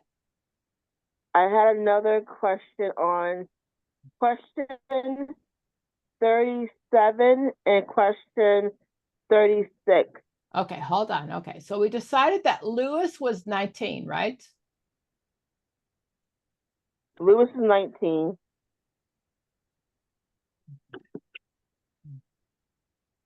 I gotta start. Okay, so Action what does of it 38. say? Just tell me what it says. I can. What's this discussion start with? Number 30, 36. Sylvia has been in treatment for 6 months. When you become concerned, she is not telling her psychiatrist everything. You have a release of speech to the psychiatrist that is still valid to discuss the patient's symptoms and treatment plan. You should.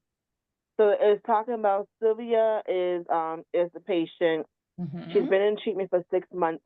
You must be a friend or family member, significant other, and you find out that she hasn't been forthcoming with her psychiatrist.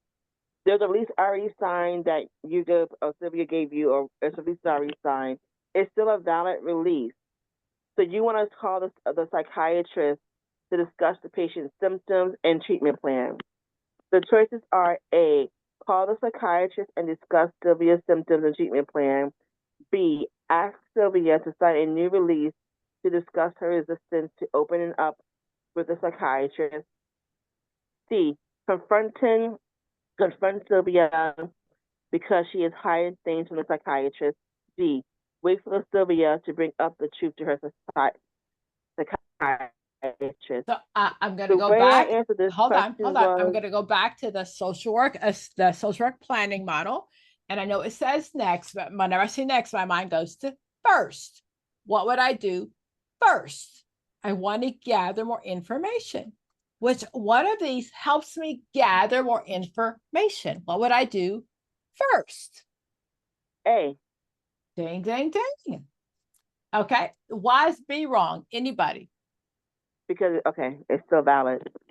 Exactly. It's only been 6 months. It's still good. I don't have to do B. C, confront her. I only confront when the mouth and the body are lying. Okay, I'm not going to confront her.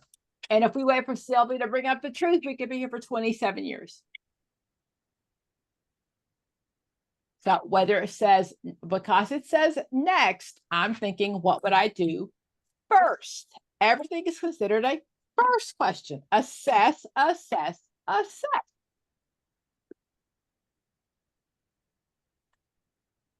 Yes, we're good with that. We understand how we got there. Okay, keep going, Vicki. That was 27. Sylvia?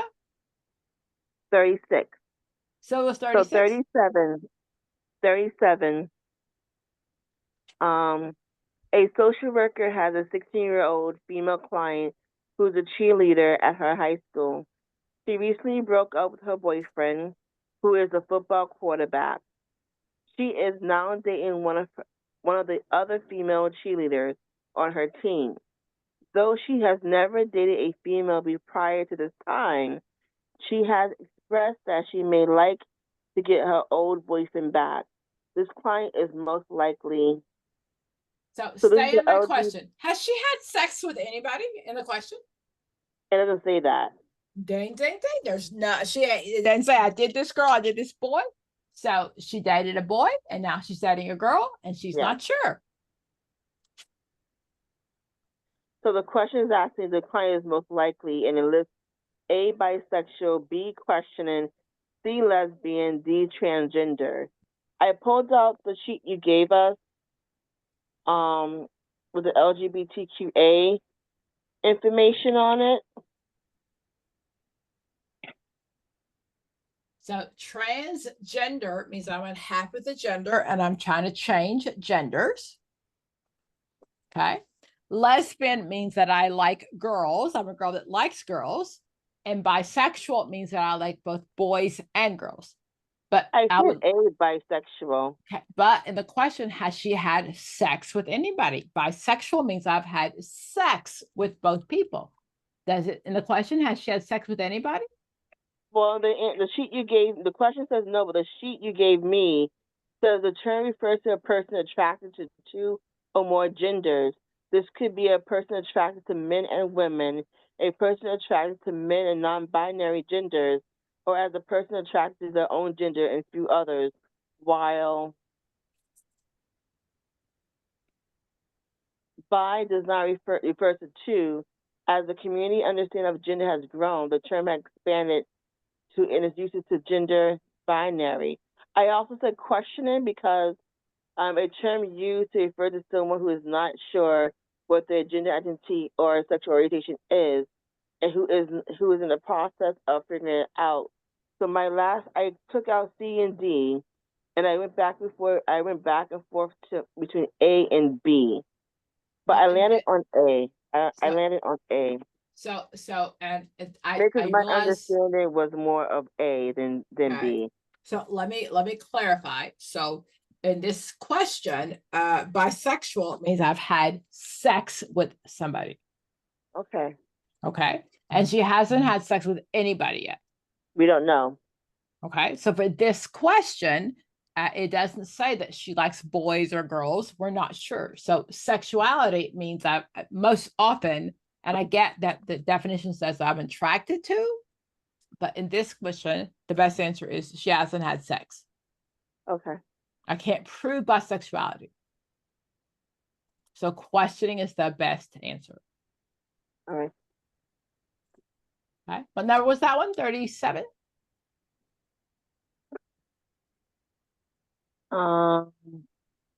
I don't want to take over the group. I'm done. I have others, Okay. but I, it's okay. I don't know that anyone else has gone that far. So anybody else want to ask the questions? I'll put the answer in the chat box, but if you've gone through the questions, Vicky, let me help you. Can you go with number 35? Because I had a hard time with that one. I can't figure out why I'm confused. Is that Or Sonia? why I think it's number C, but it could be A instead. It says Sonia, a social worker, has a client, Sophie, who is a recovering alcoholic. Sophie has completed her court-ordered treatment and now seeks to be reunited with her children, who have been placed in foster care. Sonia first networks with. Okay. So she is the court order. The courts are already involved. The children are in foster care. She's a recovering alcoholic. Whoa. She's completed her court order treatment. She's done that already, right? Yes. And now she's ready to be reunited with her kids. Yes. So then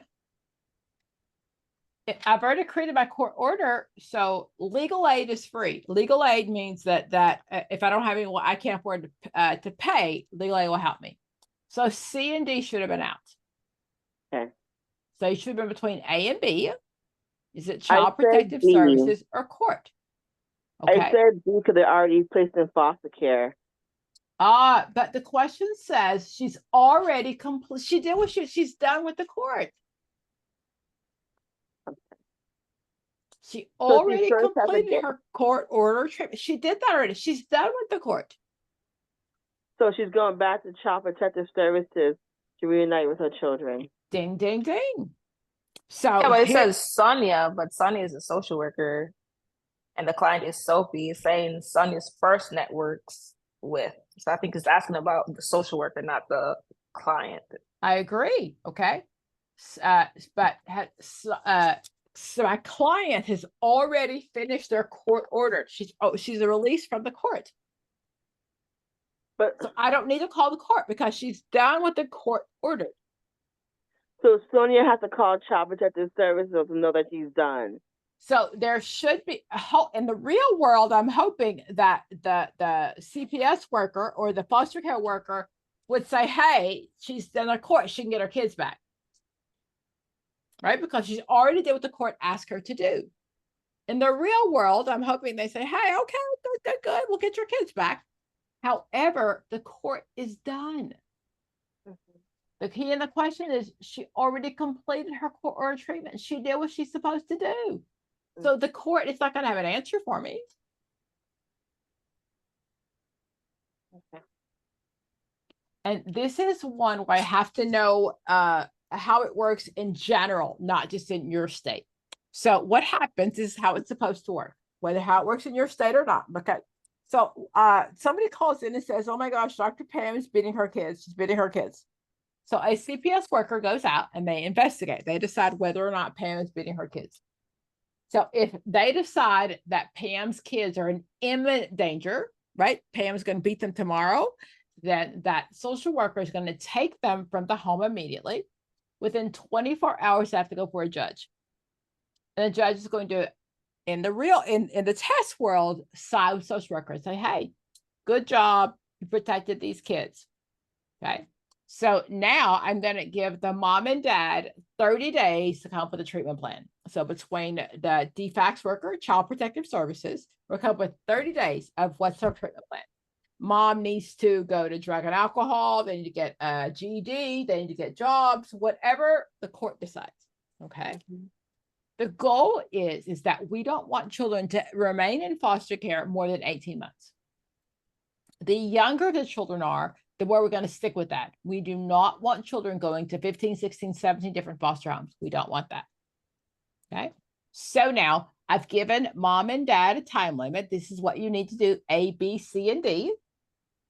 If mom and dad do what they're supposed to do, then the court says, hey, we're done. You're kids. What often happens in the real world, not the test world, in the real world is mom and dad have had 2 years. They haven't done nothing. And the judge says, oh, give them more time. They'll be fine. But in the real world, in the test world, we don't want that. We don't want kids being in foster care for more than 18 months. Mom and dad, get your act together and give up your rights so we can put these kids in a permanent home.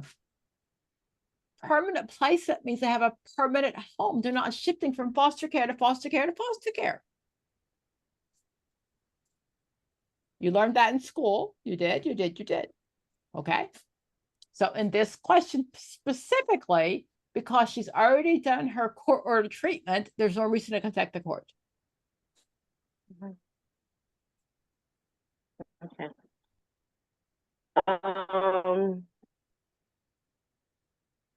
Hold on. Anyone other than Vicky have a hold on. Anyone other than Vicky? Hold on, Vicky. Anybody else have a question about the ones you did already? I put this in your chat box. We can go over it so I can help you understand why it's the answer. Tasha, what number did you get up to?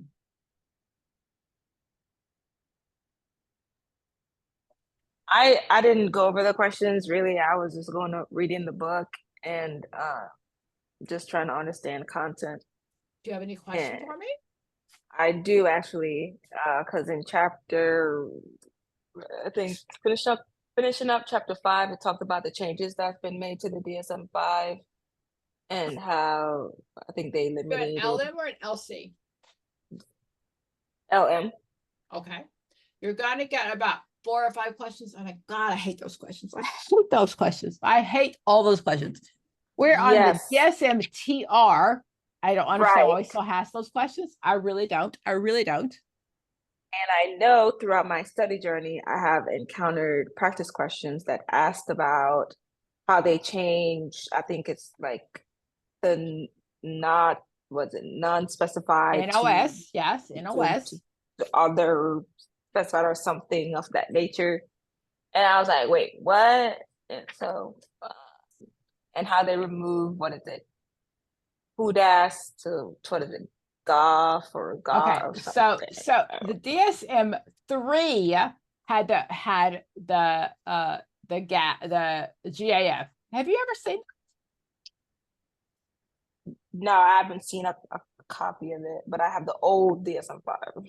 Okay, exactly. So the DSM-4 had the GAP, the global GAF. It's your global effective functioning, and it was a scale from 1 to 100. I haven't seen that in forever.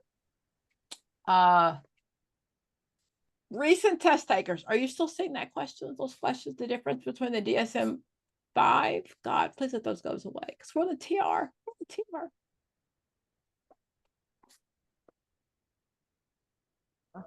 I've seen questions about the other specified or the Yes. unspecified. I've seen questions Okay. about those, not the So, changes okay. that were made. So NOS versus OS.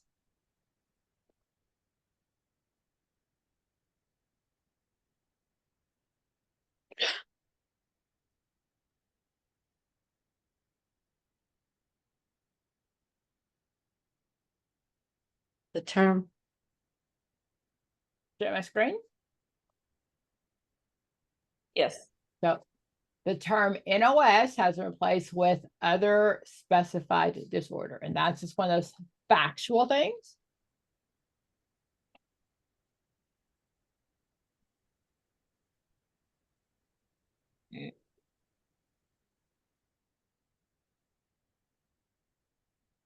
I'll put that in your chat box, but I want to tell you, if that's the only question you're missing, you'll be fine. No, it's not. But that's a lot of information. I have a question. Mhm. It's from the reading though.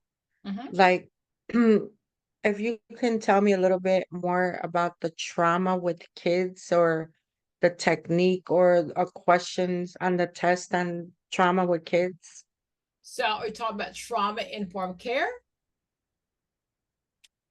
Possibly, like during the assessments or the theorist or something of that nature. Okay, so in general, we talk about trauma-informed care. What does that mean in general, guys?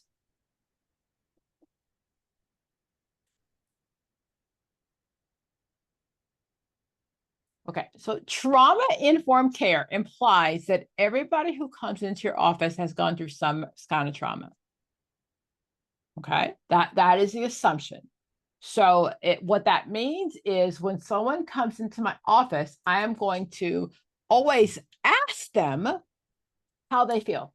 Instead of telling them what to do, I'm always going to say, hey, is it okay if we do this? Trauma-informed care means that the assumption is that everybody who comes in has gone through some sort of trauma. I taught this to my a dental group this week who I talked to a dental group because one of the things is if I've gotten through some kind of trauma, I treat me differently. So one of the things that we know in general is dental hygiene is usually with people who are upper middle class, who have money. So if I'm poor, if I didn't grow up with all those things, then I probably have not spent time at the dentist. So I spent a couple sessions teaching dentists to understand that you need to use trauma-informed care. You need to assume that people who come in with you who have bad teeth have gone through some stuff. They grew up in a place where dental hygiene wasn't the priority. They grew up in a place where safety, where making sure that I'm okay is the priority. So trauma-informed care is how the agency works. We're going to make sure that every member in the agency assumes that the people have come from a place where they have not had a choice to make decisions. So when someone comes in, I'm going to say, is it okay? Do you mind sitting there? I'm going to make sure I ask them if it's okay instead of telling them what to do. So the goal of trauma-informed care is that we assume everybody that comes in our door has gone through some sort of trauma. So we're going to give them some power and control. The book talks about, in general, of how we dress. We're going to make sure it doesn't look like a medical setting. We're going to make sure that it is not like I'm the boss, tell me what to do. This is what you do. We're going to ask. We're going to make sure that the dress is appropriate. We're going to make sure that the environment is appropriate. Do you mind having a seat in that chair? Is it okay with you?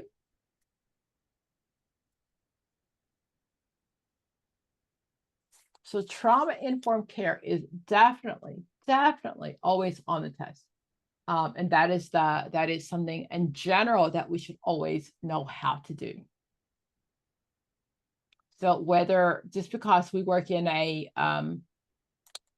whether we work in a trauma agency or in general, the assumption is that we're always going to assume that everybody that comes into our office has had some trauma. In the help in the Apgar book.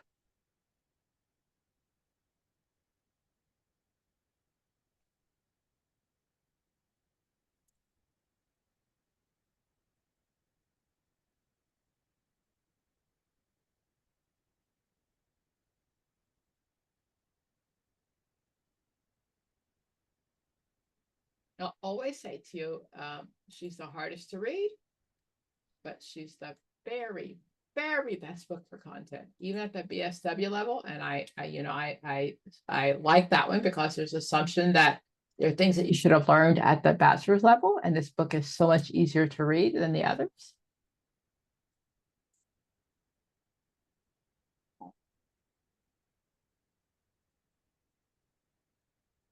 Did you guys all get the link to join Sunday group? I have group every Sunday from 6 to 8-ish. And what my company decided is if you pay for any kind of session, we're going to include you in our Sunday groups. So you should have got a link this week and next week, just to make sure that you enjoy, you're invited to our Sunday group sessions. You should have got a link. 6 p.m. 6 to 7:30 EST. Yes. I got the link, but I didn't have previous plans. And that's really okay. 164 to 165. If you Oh my gosh, I'm sorry. If you go back to the link or go back on your page, there should be the recording from the week so you can watch it. Dr. Pam, I'm still having a hard time with the recordings. I go to the website on my desktop and I still cannot find the previous sessions that we are recording now to review them. I mean, I can reach out to your team tomorrow during my lunch break and have them walk me through what I'm doing wrong. I'm having a difficult time. So, okay, yes, because I'm sorry. I love this. I can tell you, but I don't know. I don't know.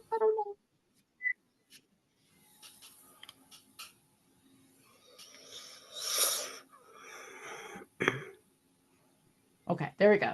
So this is the bachelor's level. Did I give you all this book at the bachelor's level? Mm-hmm. I know that you're LM or LC, but I like the bachelor's level because it makes it so simple. It's much simpler than any of the others. Okay, so trauma-informed care organizations, programs, and services are based on the understanding the vulnerabilities or triggers of trauma survivors. Okay, we don't want to make their problem worse. Trauma service delivery approaches may exacerbate, make their problems worse. That's not what we want to do. Trauma-informed care may be viewed as an overarching philosophy and approach based on the understanding that most of our clients have suffered trauma. Okay. In the master's and the bachelor's and the master of the clinical level, it says the same thing. It uses bigger words and doesn't give you as many details, but trauma-informed care is something that we should have learned at the BSW level. So that's why I say go back and read this book. It's important for social workers to understand trauma and how it affects people regardless of their diagnosis or identified needs. Thus, in everyday practice, social workers need to recognize how the organization, programs, etc., talk about trauma. So one of the things, and again, I want to bring it to, I always want to think about everyday life and not just trying to understand. So we're looking at Asheville, South Carolina, and all those things that are happening. So the first responders are going to make sure they get the basics, Maslow's, right? Food, clothing, shelter. In a month from now or 2 weeks from now, when the basic needs are met, what are those people going through? Trauma. So, right? So acute stress disorder, right, is between 3 and 30 days. If they don't get any mental health treatment after 30 days, it turns into PTSD, post-traumatic stress disorder. As you're watching the videos, if you're watching what happened, I want you to wear your mental health hat. That FEMA goes in and gives the basics, right? Maslow's basics needs. But once I have food, clothing, and shelter, do I still have issues? I've gone through some trauma. I've gone through losing everything I know. This is a flood of biblical proportions. I've watched everything I own go away. I watched my neighbors die. So that's when you're watching the news, that's why I want you to be thinking, oh my gosh, from a clinical standpoint, what would I do? What would I do? Okay. This is not just test questions. This is how we operate. The code of ethics says pro bono means I'm going to give my services to people in crisis.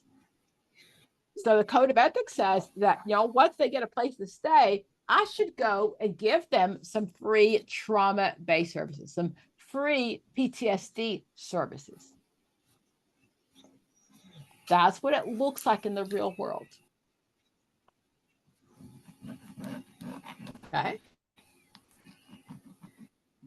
So that's where we're coming from when it talks about trauma-informed care.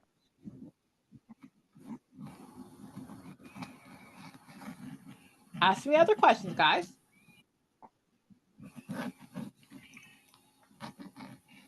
If not, I'm gonna get Vicki the floor.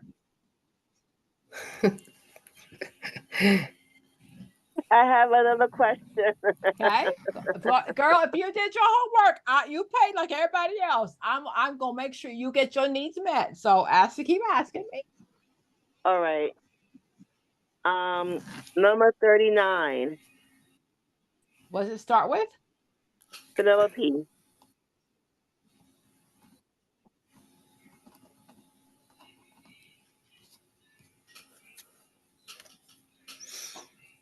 There we go. Penelope. Do I have to read it? Penelope. I was just about to ask about that question.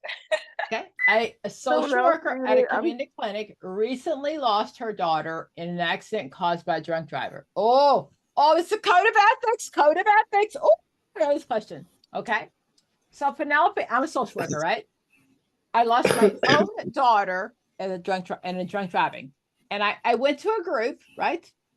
And in the group, I realized that, I met this person and we're in the same place. He lost his kid, I lost my kid, and we've connected. We had coffee, and I began providing job training and services for Joan. I have seen Joan first, haven't I? Joan's been my client for a long time. She's a single mother, and I've been seeing her for the past 15 months. And then I realized that the guy that I have hanging out with is my client's brother.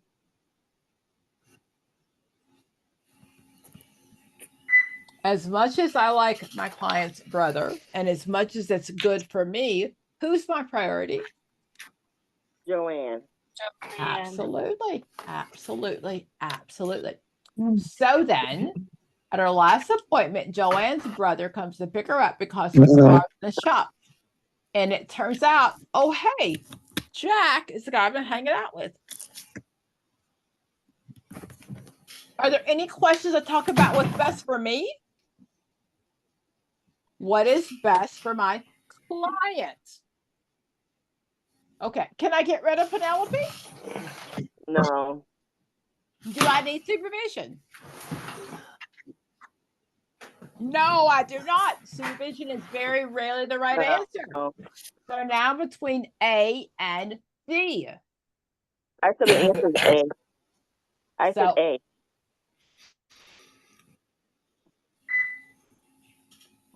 It's A because your My priority is client, Joanne. exactly. My client comes first. Yes, I have my own stuff I'm dealing with, but I don't get to deal with my stuff because I'm a professional. My client comes first. First. I got this degree, I got this license to take care of my client, not about me. There's no test question that ever asked about what's good for you. What is good for your client? Tasha, you want to process that? No, I came up with the same answer, but Okay. it was a heavy read. I was like, I think it would be good to go over, so I was gonna ask about it. But Okay, okay.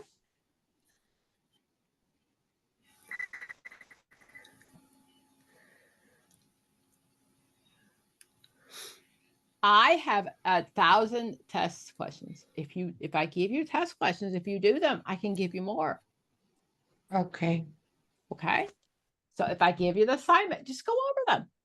And remember, I don't ever think test questions are studying. I do not. I want you to stick with content and understand the book and understand the videos. But if I give you test questions, work on them. Okay, keep going. So Penelope was what number? 39. Okay, you want to keep going? Let's do 40. Oh, you want me to read it? Some of the key techniques as a leader in a social services agency users can strengthen individual employees, thus contributing to the team as a whole. Which is the following is not an example of one of these techniques. Okay. When the question, what is it? Tell me in your own words, what's it asking me? It's saying there's some key techniques that a leader should employ to strengthen his employees and make the team work more productive and together. So this is an independent, so direct practice, right? Is with the client. So this is an indirect question. Yeah. And it's asking me as a supervisor or leader, what do I focus on? Right? This is an indirect question. Every But it question says measures a which is KSA. not the following. So I'm looking for 3. I start with which Which is 3 the things do I do? Right? So I'm a leader.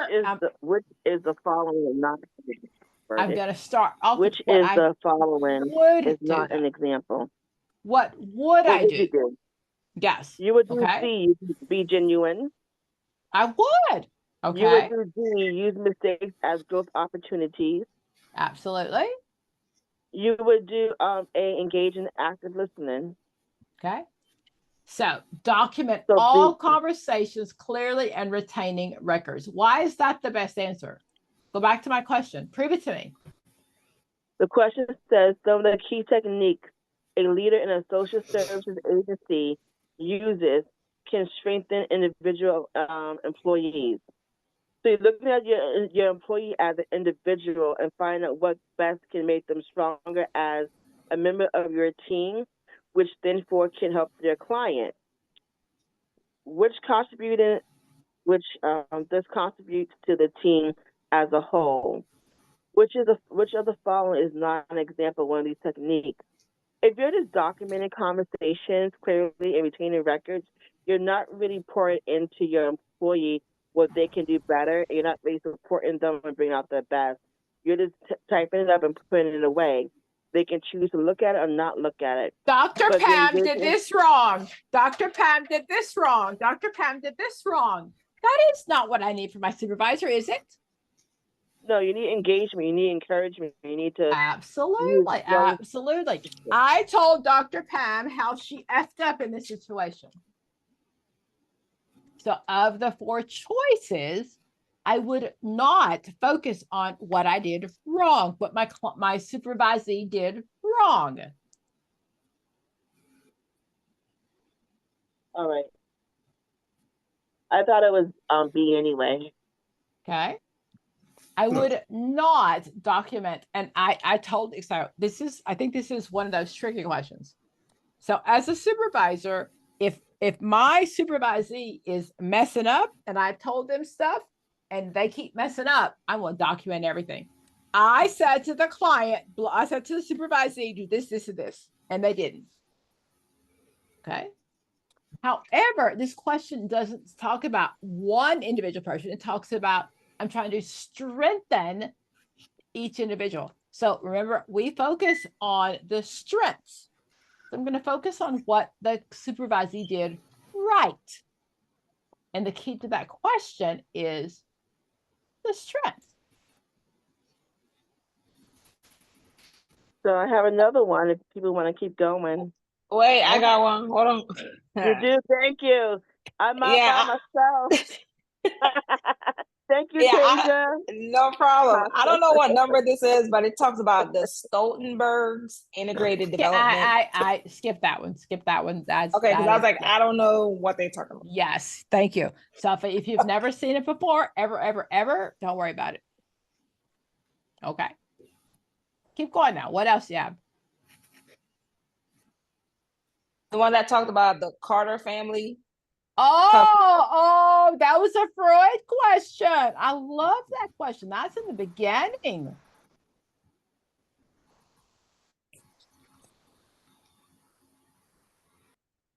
That's one of my favorite questions. I use that all the time. Oh, actually, we already did that question. Never mind. What? But obviously you had issues with this. Let's talk about it. Girl, you paid an Everybody arm. might remember. No. You paid an arm and a leg to be with me. Get your money's worth. I'm the best prostitute ever. You paid to be with me. Get what you was want. it? Oh, this was an interesting one. This was a hard one, though. Honestly, you paid to be with me. To get all the, let me spill everything I know into you. Okay, so the Carter family comes to therapy with their 4 children. They're all engaged in different activities. Ed sits on his mother's lap, sucking a toy. Trisha wants to show the social worker how she's good at cartwheels. Jackson announces his sister doesn't have a penis. And Philip sits on the floor saying he doesn't have to go to the bathroom. Which of the following identify who's in the latency stage? It's a Freud question. Oral, anal, phallic, latency, and genital. What happens in the latency stage? That's the beginning Things of when they put things in their mouth. No, oral. Yeah, Okay. I think that's the only stage I don't talk about anything. Because nothing happens. In the latency stage, nothing happens. There's no sexual input at all. So OAPLG, oral, anal, phallic. So Freud said if my mother satisfies my oral stage, I'm good. But if she doesn't, I'm a grown adult still sticking things in my mouth, right? Because I'm stuck in that stage. Anal, right? My mama didn't satisfy the anal stage, so I get fixated in the anal stage. The phallic stage is when I find my toy box, right? If my mother doesn't satisfy that, Freud always said it's her mother's fault, then as an adult, I'm billing like a man is billing like that Washington Monument, like these big old phallic symbols, or I'm driving a F-250, the big old truck, because I got a small thing, right? That's what Freud said. In the latency stage, nothing happens. It's hidden. Okay. So then let's go back to the question. So what I know is Jackson says, my sister doesn't have a penis. What stage is Jackson in?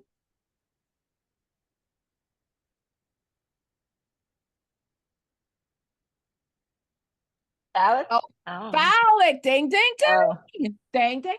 The phallic stage. Okay. Ed sits on his mother's lap, sucking on a toy. Yeah, I knew he was in the oral Ding, stage. ding, ding. So he's out. And Wait, who sit on the okay, so floor? I took out Jackson because Jackson says he doesn't have a penis. Ed sits on his mother's stage, sucking on a toy, mouth, oral. Philip, what does Philip do? Philip says, I don't have to go to the bathroom. What stage is that?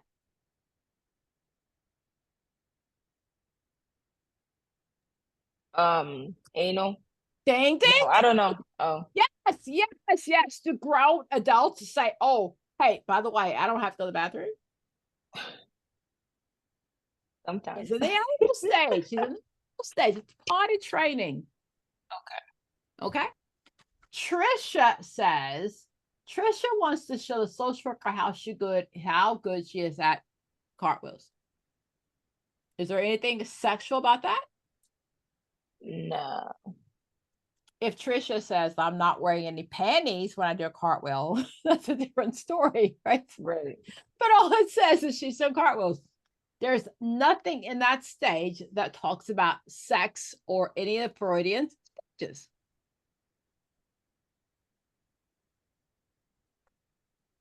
Freud says OAPLG, oral anal phallic latency in general. I said to you, I hope for that I use it now. Old ass Pam loves gold. Okay, oral anal, orphan Annie, pretty little girl. What Freud said in those first three stages, oral, anal, and phallic, is if my mother doesn't satisfy those stages, I get stuck or fixated in a stage.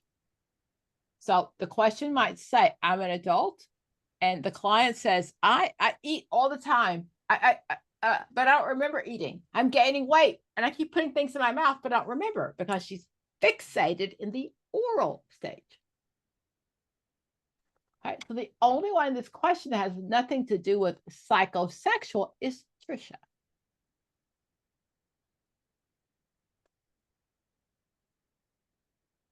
Get your money's worth. You paid a lot to be with me. Pick my brain. Come on. I gotta think this a little bit more. Ask me other questions. You got about 5 minutes left because it's way past my bedtime. Okay. Any ahead. ethical question? We're not doing code of ethics yet, but I can pull up some later. Oh, sure. Okay. Next person, 5 minutes. Okay. So Later. anybody have anything on this one? Anything else on this one? Yeah, there's one that says a 6-year-old boy is referred to you for counseling by his teacher. Right there. Oh, where you at? Right. Yeah. Oh, okay. I like this question. Keep reading. A 6-year-old boy is referred to you for counseling by his teacher. In session with you, he throws things and runs all over the room. You observe that he uses his body continuously in destructive and aggressive ways. What would concern you the most about this child? Okay, so stand my question. In this session, he throws things and he runs all over the room. And his body is continuously destructive. He's just like flailing, always like making a mess. Like, oh, everywhere, right? Right. I want you to picture, okay? So then what would I worry about most? Is he suicidal? No, I didn't say suicidal or depression, but I Okay. was between motor skills and brain damage. So I was That's where I should be. That's Sure. exactly where I should be. Okay. So he's 6. Right. That matters. He's 6. Okay. If I have issues with my motor skills, where does that come from? Like development. Like your brain. It's a neurological problem. Right. Okay. My brain tells my arms and legs how to move. Right. Okay. So- So my concern is at 6 is that I would do a biopsychosocial. What happened at birth? Right. Right. Okay. Did he develop at the right stages and ages? Did he sit at the Yes. right time? Did he walk at the right time? That's what I'm looking for. Motor skills are based on how I develop at 6. So neurodevelopmental disorders are based on how my brain develops, right? ADHD, autism, any of those things are as my brain is developing. Neurocognitive disorders are later on. That's Alzheimer's, right? Now my brain doesn't, so neuro is brain, cognitive, my brain doesn't think the way that it used to. Something's wrong. But neurodevelopment is as my brain is developing. So wouldn't the motor skills disorder, well, Where do motor assuming he's- skills come from? right. Right. And then mild brain damage. Is because motor skills come from here at 6. Right. So would the social worker be concerned about? Yes, as Oh. a social worker, you're supposed to know that We motor are supposed to skills know. Yes, you are. Yes, you are. You're supposed to that know we- normal human development. You had a whole semester on HBSE, human behavior and social environment. Yes, you do. You're supposed to know normal human development. Yes, you are. That's why I gave you the bachelor's level, because you learned that. Right, which is why I was saying motor skills. However, Yeah. motor skills develop Right. in my brain. That's a neurodevelopmental disorder. As my brain is developing, that's where it comes from. If it's said Pam is 57 and now she's paralyzed, that is a body thing. But my brain teaches me how to walk and talk and do everything. Oh, okay. I see what you're saying, because the motor skill is basically how the milestones that he hit throughout his Did he developmental walk at the stage. same age? Did he talk Right. right at the same age? Can't exactly. At 6 months, he should be able to sit up. Right. At 6 months, you should be able to sit up. By the age, so most babies walk by 1, but we're not concerned until they're 18 months. Right. So motor skills is not a disorder. It is not. It is a It's a brain disorder. right. But if I okay. lose motor skills as an adult, right, that's a neurocognitive disorder. So ataxia, do you know those terms? The 5 A's of Alzheimer's? Yes. I saw a question about that the other day. Okay, keep talking. Well, I can't really pronounce the names. But I know one is like apaxia or Okay. So you're always going to Aphasia. get, yes, you're always going to get one of these. Always, always, always. Yes. And you need to know these, okay? Yes. And again, I will say always that this book, that she's the best one that talks about these, okay? Can I share? Yes. Yes, ma'am. Okay. So last year, and I haven't watched NFL this year. Last year, if the football players had a head injury and they couldn't walk a straight line when they got off the field, it's called ataxia. The way I remember that is they couldn't run to catch a taxi. Ataxia, right? So that's a brain issue, and my motor skills, I can't run to catch a taxi. Taxia. A negates the word. So I cannot catch a taxi. So if you get off your gate, right, if you had a brain injury, and the NFL said cannot walk off, if they cannot walk off the field in a straight line, they can't play. A brain injury helps them, they can't walk. Okay. Ataxia is the taxi. Okay.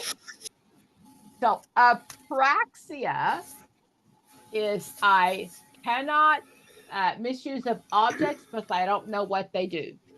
Apraxia, I was thinking about three. I don't know. I see a fork, but I don't know what I'm supposed to do with it. I go to brush my teeth with a knife. It's a toothbrush. I don't know what to do with it.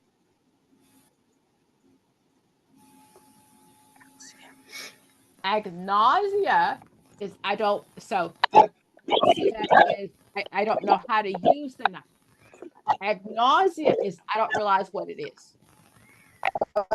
If I put PROP in front of that term, that means I don't recognize people.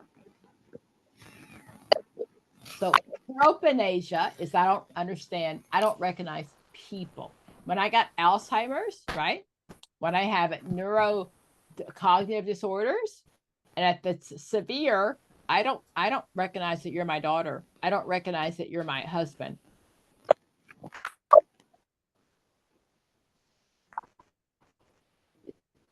Aphasia. Do you remember Bruce Willis when he very first started? His wife said he's got aphasia. He doesn't remember phrases. Okay. Phrases. I don't know how to express my thought. I cannot get the words out. So aphasia is phrases. So we don't use the term Alzheimer's anymore. We use mild, medium, and severe neurocognitive disorders.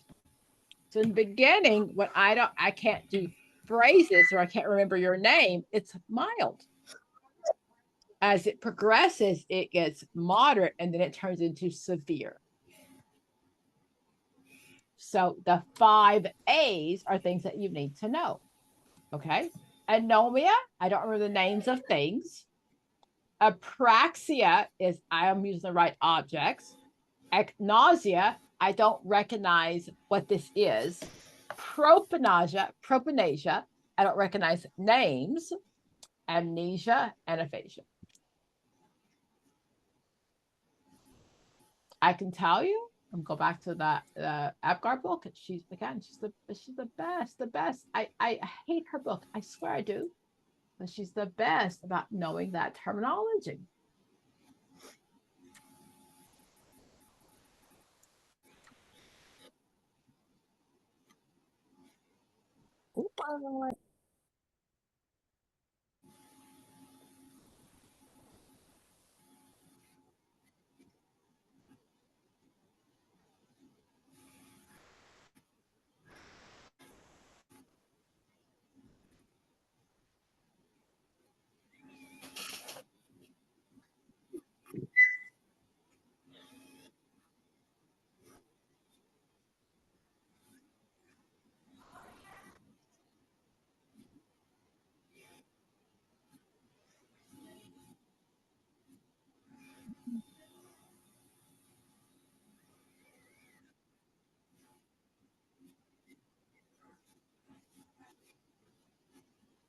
Under aging. Maybe I'll reduce.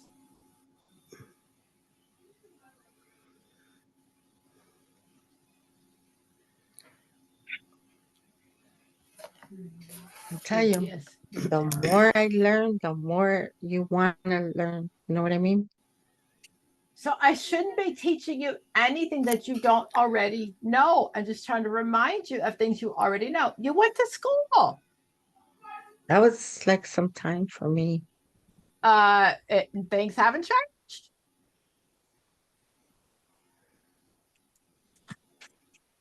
I don't know. I just like, Oof. Yes, Oh. yes. Reminded me. I'll tell you though. So this is usually either in the DSM section of how we diagnose, or it is going to be in the section of normal human behavior. Because as we get older, so they're called neurocognitive disorders. Yeah, it's somewhere in the assessment section, section 2. I forgot. We're in the book.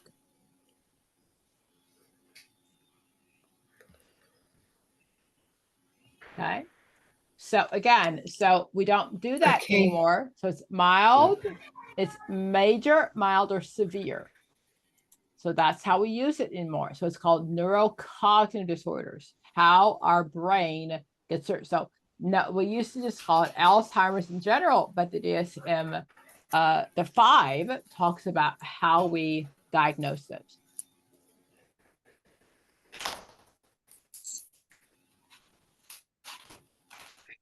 So pretty. Okay, so those are neurocognitive disorders. Okay, so that's what that question is talking about.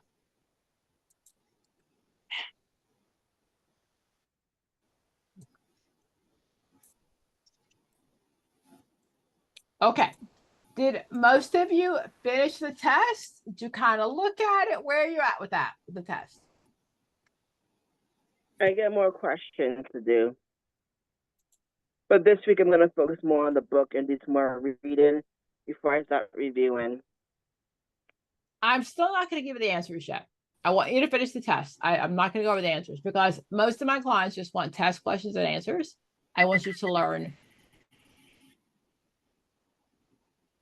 I'll put another test in there if that makes you feel better. I put the bachelor's level test in there. Have you guys done the bachelor's level questions? No. No. I haven't. I gave that to you, right? Yes, you did. I did mention that we suggest that you study 3 hours a day, 6 days a week. I mentioned that, right? Yes. Okay. I'm just saying we do what we do very well. It's based on research. We're trying to rewrite your neural pathways. Neuroplasticity says over and over and over again, if you learn this way, that you will be able to understand and change how you think. I can give you content all day long, but if you don't spend time doing what we say you do, you're wasting your time. I want to be in your head. Everybody in your life should know me. You should be playing videos every day, all day. Your kids, your family, your husbands, your spouses should hate me because I'm in your head over and over and over again. We don't ever suggest you study for more than an hour. Research says you don't learn anything after an hour. An hour, same video, morning, lunch, night. If you have to skip one, skip lunch, but do not skip night. Because research says we replay in our brain over and over again, more often what we hear the last hour before we go to bed. That's the research that says that's why you tuck your kids in at night. Because if you tuck them at night, they over and over again replay what you heard them say. It is not based on pulling stuff out of my booty. I swear, it's based on research. My PhD research is how we pass this test, how adults learn. Adults learn if it's important to them. So if you take this and put it in everyday life, that's how you make it a priority.